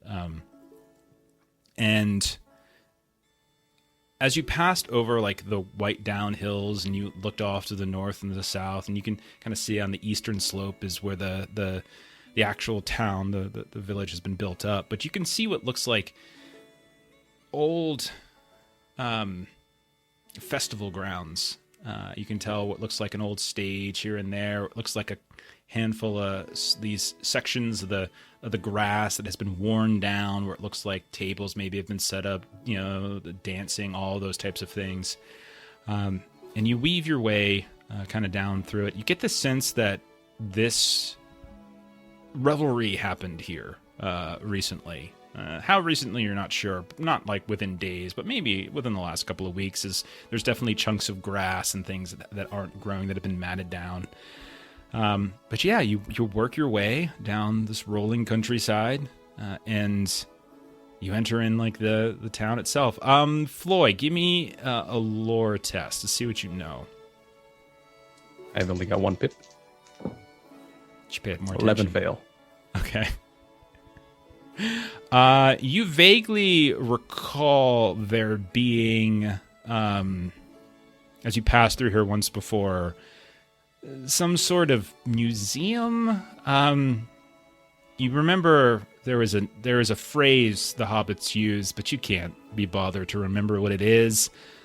You and maybe your dwarf merchants went and checked it out, and you were surprised to see that it was a museum filled with, I would say probably to you and your dwarf merchants, just useless trinkets, just nothing at all. Like, just, I don't know what these are. Keely, go ahead and make a lore test as well. Oh, okay.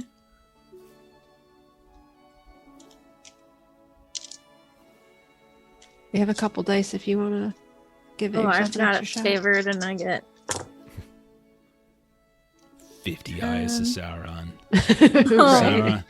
Sauron. Shires I just got a basic success. Okay. I was never actually 100% certain how to pronounce this, but I think they're matums. Not mathums, but matums, like a hard T. And maybe it's something that you know from your family's lineage, but it's essentially like they're basically hobbit trinkets. The hobbits are kind of hoarders. They find like a cool little trinket here or there. It doesn't necessarily it doesn't really have any particular purpose. It's just sort of there and kind of interesting or cool, or there's some sort of story about finding it that's associated with it. And so apparently this Mickledelving has a museum specifically dedicated to these things. But you weave on in. Cool. And you can see people are, again, there's gardens here and there. There's homes that are, again, put up, again, kind of in the sides of the hills. And there's others that are kind of properly constructed, not necessarily built into the hill itself. And you are getting looks left and right there's also this one fairly large, very large building, probably the biggest in this particular village, where you see like as you're kind of moving through the town, maybe you pause, look around a little bit, you see people come and go, and there's these hobbits. They're wearing what looks like these satchel bags. You see some of them are just coming running out. You see them just sort of running out. You think it's some sort of post or messaging service or something like that. Do you guys chill, or do you continue on your way? I'd say we'd probably continue. Yeah. Because this is close enough to home that Gilly's probably feeling kind of homesick, even though this is cool to see. Okay. So you start kind of continuing to journey, and no one stops you along the way. Like no one, like you can tell, like you're kind of given a wide berth from most of the folks around here. But you kind of get back on the way. Floy, you know that the next town that you all would be getting closer and closer to would be Waymeet. This is all kind of happening over the course of a little bit of time, but you find a place to maybe camp out a bit as the night eventually comes just west of Waymeet. And or you can push through and see if you can find a place to stay in the town. It's kind of up to you. You know, I would say, Flo, you would know that there's a tavern here, but you don't know you don't recall there being an inn. And occasionally, some people will make it all the way to certain inns along the way. There's if you could make it to to Bywater, which would be the next town over. You know that there's a very nice place called the Green Dragon Inn. But Waymeet, you know that there's it's more like an open air bar kind of tavern along the way.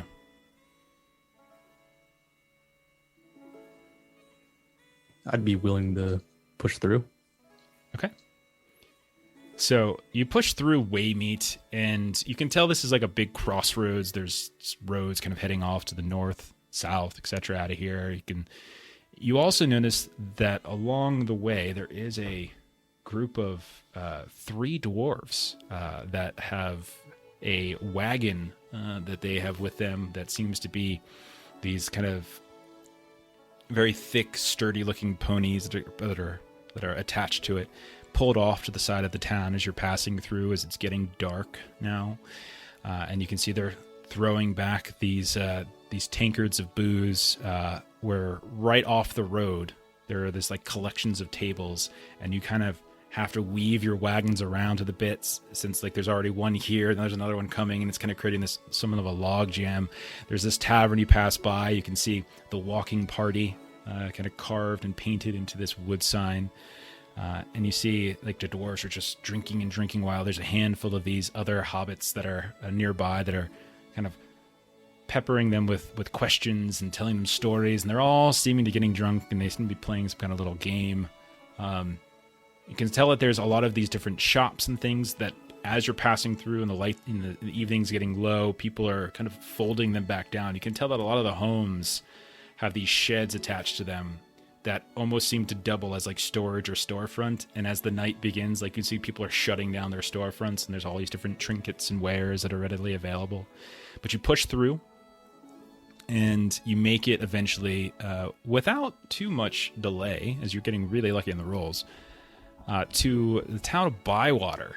Let me move your token for you so you guys can see where you're at. Because you've been traveling for, we'll say, about a day and a half or so. I'm not going to worry about playing out every single camp, as we're in the Shire. It's a little different now. But yeah, you eventually make it to the town of Bywater. And you can tell that one of the biggest, and it's dark when you arrive. We'll say it's nighttime. You can see that there's this wide gray pool. There's that kind of is the feature point of this particular place, and you can see there's all these different tree. There's a row of trees and hobbit holes to the north. But all of you can hear what sounds like laughter and merriment coming from one specific building. You can see lantern light and firelight flooding out from these windows where the shutters have been thrown wide. The weather is beautiful. You can hear laughter and song, all those types of things. And when you get closer, you can see in a sign above the door, there's this curling dragon as well, kind of green. It's the Green Dragon Inn. What'd you guys like to do? This is a lovely place we can stop by for the night. Are you sure you want to continue drinking, Floyd? Last time you got married. No, I can't get married again if I start drinking. I wouldn't put it past you to try. I could use a night where someone else cooks the food. It would be a lovely rest. Okay. So it is not going to be a very comfortable entry point into this inn for both Sorandir and Eriniel. Floy and Gilly, no real issues. And we'll say the humans are with you too, Alriker and Elendil. But you all come kind of pushing through into this hobbit-sized inn, and all of a sudden, all the sounds suddenly come to a stop. It becomes very, very quiet. And people turn and look, and suddenly there is a dwarf, a human, an elf, and this city hobbit, all of which are kind of covered in gear and armor and whatnot. And then there's two other humans kind of lingering out behind. There's not a ton of places to sit, and the tables are definitely hobbit size. It's very uncomfortable. Eriniel, Sorandir, you kind of turn and you do the Gandalf thing, and you bang your heads on rafters and such. But Floy, you're okay.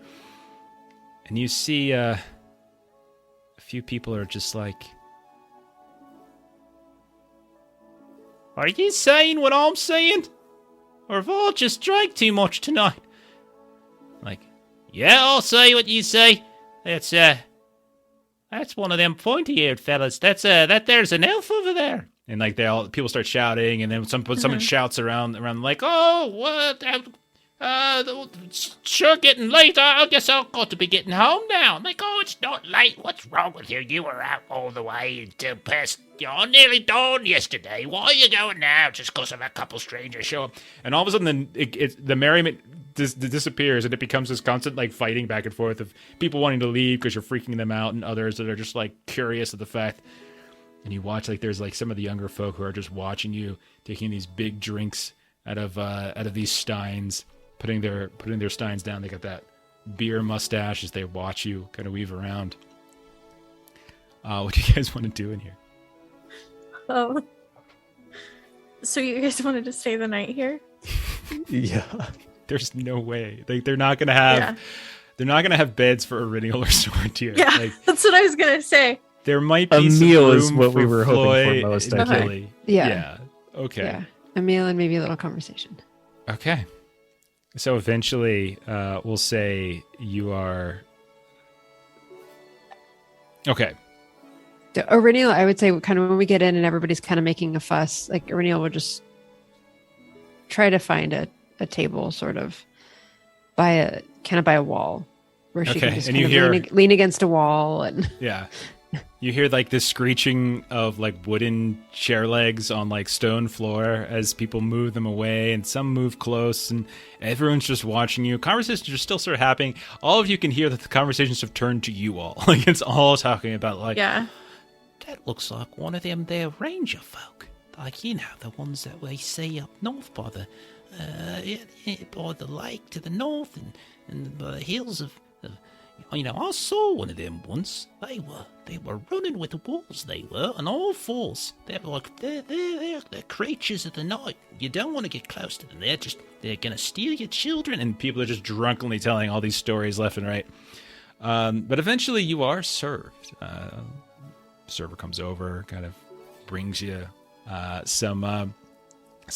Actually, you have choices of drink, ale and sweet mead. And apparently the meal for tonight is fried fish and potatoes. Nice. That sounds lovely. Okay. take some ale. If you have some ale would be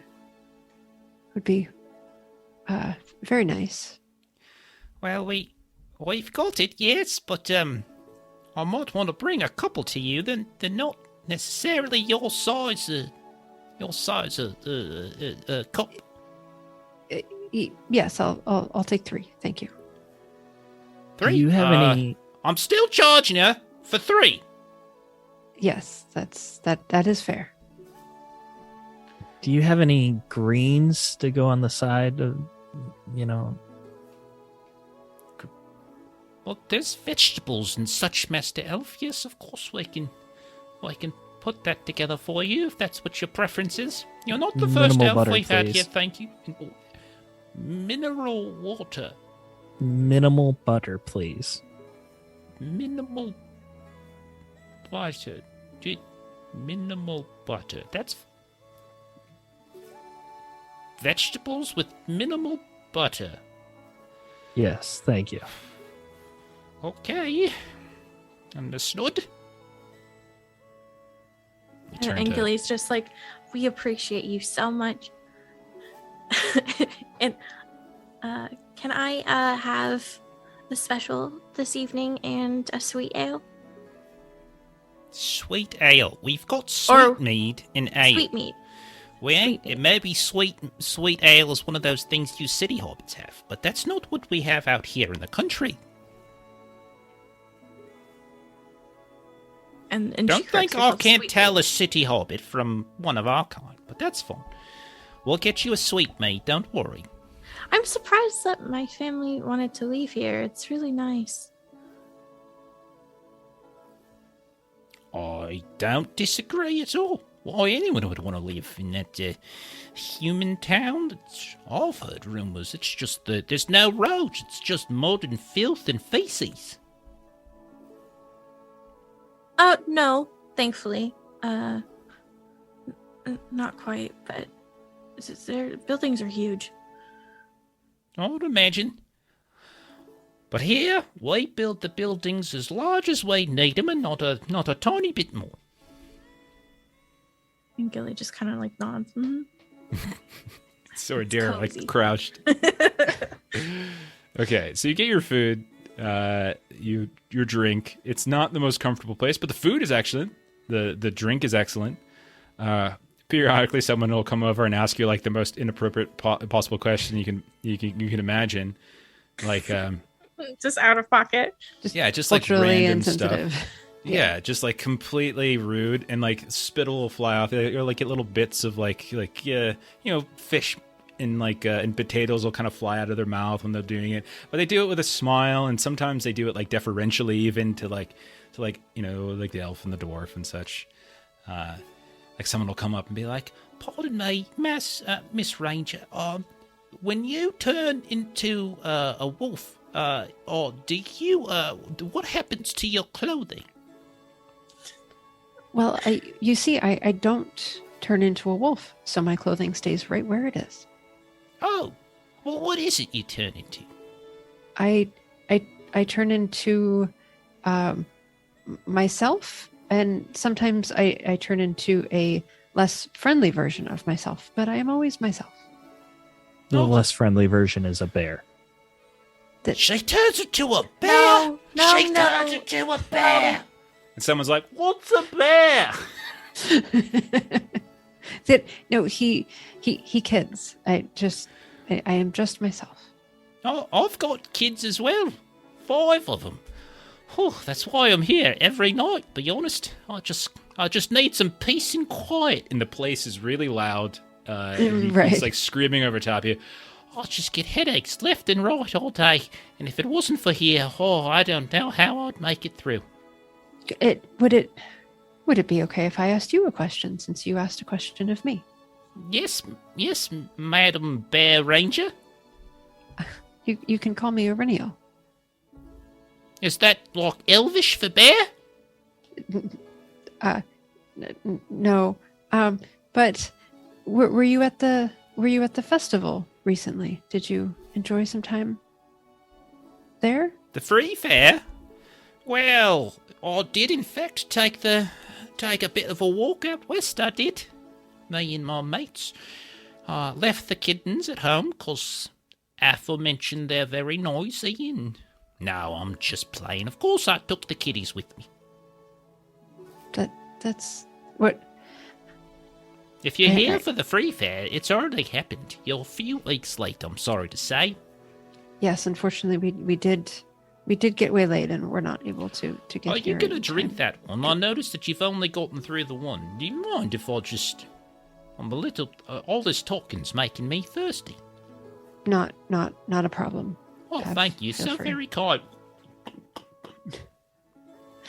Sometimes at fairs like that, folks come from different places and they share travel stories.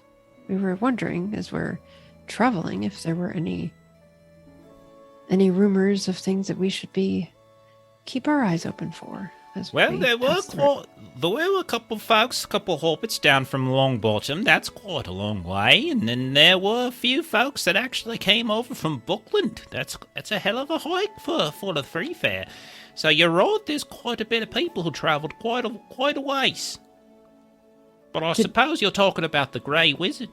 Yes, he did show up. My kids are still talking about it. Talking about the crazy things they score in the skies. The fireworks, the colour. And they say, Daddy, why can't you do that? And I say, well, I'm not the Grey Wizard. And they say, Daddy, why aren't you a Grey Wizard? And I say, because I'm a hobbit. And they say, Daddy. And then I don't listen to the next question because I'm halfway here. Well, it's just, if they're good, maybe they can go back and see them again next year at the next fair. Well, I don't know if the Grey Wizard will be back next year. That's the first time he's been here, and I reckon 30, 40 years maybe since the old Took died.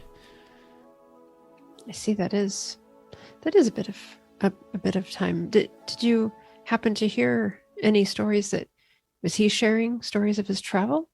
No, I didn't talk to the Grey Wizard. Are you mad?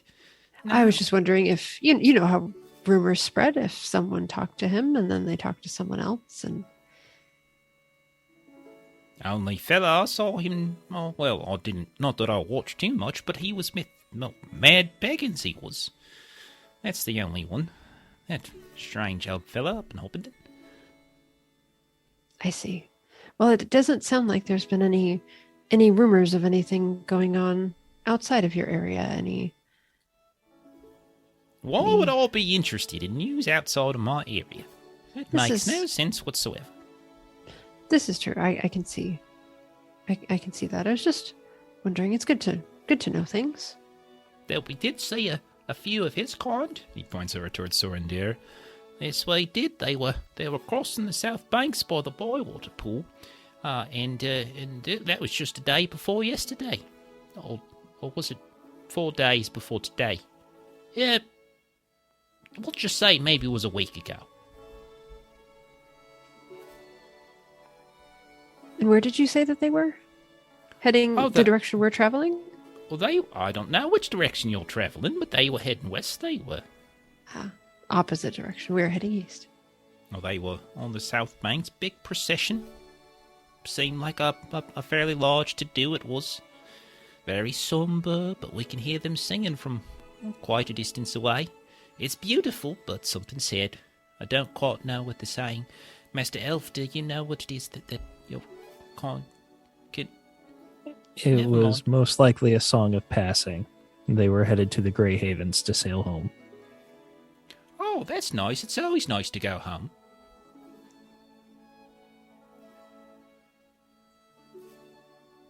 I don't think that means quite the same thing. Oh, well, I like it. Well, they have a lot of kidlings back there, because then I can understand if there's reservations about getting home. I think it's a sad affair. If I had an affair, I'll tell you. No, thank you at all. One's enough. And then the kittlings on top of it. Oh, can you imagine? Whew, no, thank you. I'll pat Floy on the shoulder. You know, our friend here just got married himself. In a few years, after he has a few kids, you might be seeing him here nightly as well.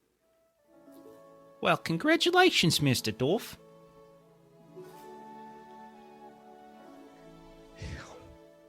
I'm just not going to bring it up. Long's got nothing.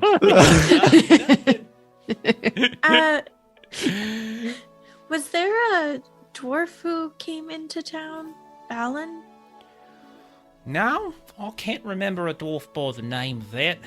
Oh, there's this one right here, and then there were a few folks that came came from the east. They said them Blue Mountain folks and such. They passed on through. Sure they did. Okay. I didn't quite catch the names. Bunch of young fellas they were.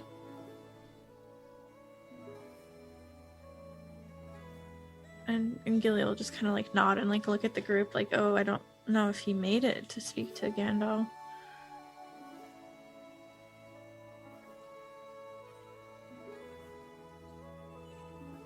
Well, it certainly does seem like you and your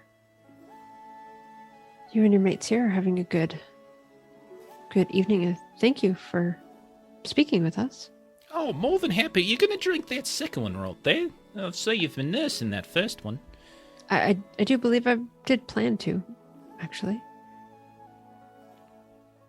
But you I'll can say- have it. You can Oh, go. thank go you. It's right, very kind of you. Be careful though. right ahead. If she doesn't have 2 ales a night, she might turn into a bear. You know, on second thought, maybe you should have it, and I should go check on my kitties. You have a good night. Pleasure to meet you, Bear Ranger Lady. And you as well. Master Nice Elf, meeting you. Nice to meet you. Bye-bye. And she'll trail off as if waiting for a name. And they run out as fast as they can. Yeah, because he's scared of you. Okay, so we'll say between maybe you get those of you who are capable of fitting, maybe you buy a space on the common room or in the attic or something like that, and the rest of you find a place somewhere along the road underneath the wagons or something, and you rest out for the evening, and you kind of continue your way eastward through the Shire. Again, we won't play it all out, but we'll say it's about 3 days worth of travel. I'll say overall, with the wagons, with the weather being on your side, you can also tell that along the way, the colors of the forests and the trees and such are starting to turn. But eventually, you all find yourself. You pass through the town of Frogmorton, and you kind of hear the croaking of frogs from the nearby river. You pass through Whitfurrows, and eventually over the Brandywine Bridge, this sort of 3-arc bridge over the Brandywine River, a river that you all have journeyed around, actually. You know that it travels northward, weaving its way around the hills of Evendem and into the lake itself. It's where you actually witnessed the first time you saw the strange dark sails and the weird figure that was kind of captaining the ship. And you emerge on the opposite side of the Brandywine. You see the old forest to the south. Auriniel, you've actually spent some time here in one of your like downtime activities. I think it was during Yule. And you all turn back and you kind of bid adieu after a few days' travel to the idyllic lands of the Shire. You probably had another run-in or an encounter along the way, but again, we're not going to play it all out. But eventually, you make it over and through. Let's do one more travel roll as we see if we can get back to Bree. Okay. And start up there next time. Oh my gosh, that is an awful roll. No. That's a 6. Okay.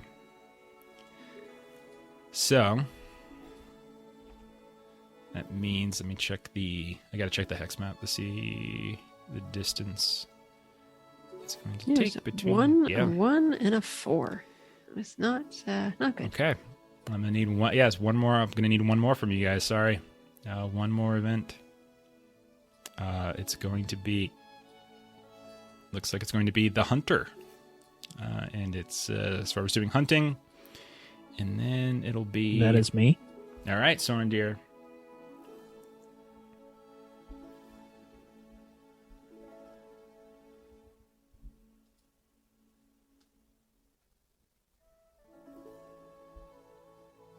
That's a Gandalf and a great success. All right. So you all make it over the Brandywine Bridge. You get onto the Great East Road. You head east. It is not a completely untraveled road, and you probably pass by one or more travelers every now and then. Mostly hobbits, occasionally something else, but more often than not, everything kind of passes by pretty peacefully. at a certain point, you all reach kind of the western, just a bit west of the Greenway, and you see a wagon kind of heading in your direction. And as they kind of close in, you realize that you kind of recognize one of the riders as being. Do you all remember when you first were headed out here? I'm trying to get the names for you. But when you were first kind of heading out of town, out of Bree, and you kind of headed east along the Great East Road, and this is sort of in that same session when I think it was the same session we met Thorvum and Thebe. Oh, I gave them the letter to take back to Oswald. I'm trying to remember their names. Sorry. I'm scrolling. This is what happens. I have to like pull up all of my old notes. I have so many notes at this point. It's become a little ridiculous. Ingar and Marin. There we go. And you see and they them had a kind dwarf with them, right? They did. And so you see them pass by, and they pause for a moment, and they look out, and they're like, "Well, hello there. It's They kind of looks, kind of points at it. That's a Master Floy and Miss Kettlegrass and Miss Erinial. Well, I'll be. I'm sorry, Master Elf. I'm afraid I'm not familiar. He kind of introduces themselves, kind of goes through everything. What brings you this way? We're heading back to Bree. Oh, we're just leaving there, in fact. Yeah, we're heading into we're heading where you came. We've got a meeting with some folks over in your country there, Mr. Dwarf. We're heading off to the Blue Mountains. You've heard of the what was it, dear? The halls of Harmelt. Have you heard of this? Yeah, I've been there recently. Oh, wonderful. Well, we met a delightful man, Majolan, I believe his name. Was it Majolan? Yes, we did. On the eastern side of the Misty Mountains, and he said that's his family halls. And he was sending us there to deliver a message. Apparently, he's been quite some time since he's visited home, and he also gave us a few names to speak with to perhaps open up particular trade opportunities. And you can hear like Alriker and Alina behind her, like I was thinking that. But it's a pleasure to see you. It's a pleasure to meet you. You look none the worse for wear, it seems. It's very good to see you. Well, again, is Kofa still with you? Well, no, we couldn't quite afford his services any longer. Plus, he was actually very interested in staying at the Dwarf House back in Bray. Apparently, he's got family, he lives there, and he would prefer to stay. But seeing as how we're travelling through the Shire, and it's a very safe journey, and we figured perhaps this time we might venture off on a round. Plus. And he kind of pulls out this short sword. Oh, I've been training a bit, you know. I think I can handle myself a wolf or two, bit of banditry. I can give him some of the route we took on the way back. Just give him safe travels. Well, that's very kind of you. Well, I'm going to repay that. One second. And he kind of starts going through. Here, for your kindness. And he hands over a little box. You open it up and you see these tiny little like kind of carved toys with like this little spinning mechanism. Go ahead, Floy. You got 2 more treasure. As he passes that over towards you. Ooh. Well, fare thee well. I hope we meet again. And fair travels to you. Master Elf, it was a pleasure to meet you. And enjoy your time back home in Bree and Combe, I believe it was, and we'll I'm sure fate will bring us together once more. I hope so. It will mean that all of our travels have been safe, and I wish that for you. Indeed. And to you as well. So their wagon kind of rickety goes traveling off westward. Yours ventures off eastward. Eventually, you reach the Greenway. You see the familiar shape of the Bree lands. You see the gate, the walls around Bree. You know, traveling just up a ways, you find Coombe. And you have returned. Autumn has begun. It's been over a year since you first began this campaign. Oh my gosh. Wow. We'll end there for tonight, and we'll pick up with you all departing from Bree and heading up to Angmar, which you'll probably reach around winter. So, you know, that should be fine. I've got 2 cloaks. One of them's covered in spiders. Sorry. Ew. All right. We'll end there. Okay. So that was fun. We So saw think- the Shire. Gotta love the Shire.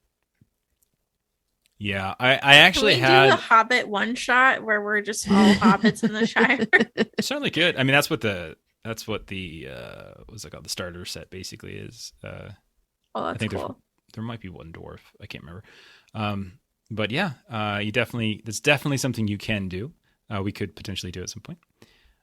So let's do some plugs. Let's see, Monday that's our next game on the channel. We're gonna be going back to Deadlands, the Weird West, and then we're gonna be staying there because Steven's doing something on Tuesday. Steven, what's going on, man?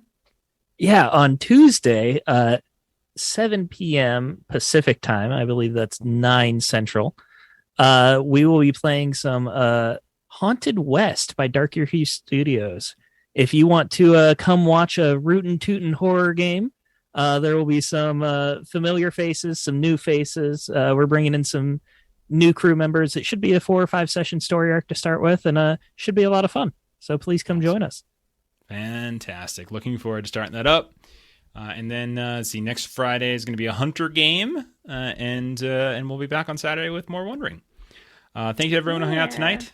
Thank you to those of you who came out, participated in the giveaway. Thank you to Norse Foundry, Eric, if you're still in chat. Thank you so much for kind of spearheading that. Congratulations to Cardman, excuse me, I almost called him Chapman. Yeah, stay tuned. We're going to be doing more of that, hopefully in the future. Maybe in this game, maybe in others. We'll see. And also, happy birthday to Ashley, the Happy newly birthday, minted. Ashley. Thanks. And we're going to go ahead and raid, so hang tight. We're going to go ahead and raid the initiative order. Go ahead and follow, click on the link, say hi, carry it forward, etc., and enjoy the rest of your weekend, and we'll catch you later. Bye-bye.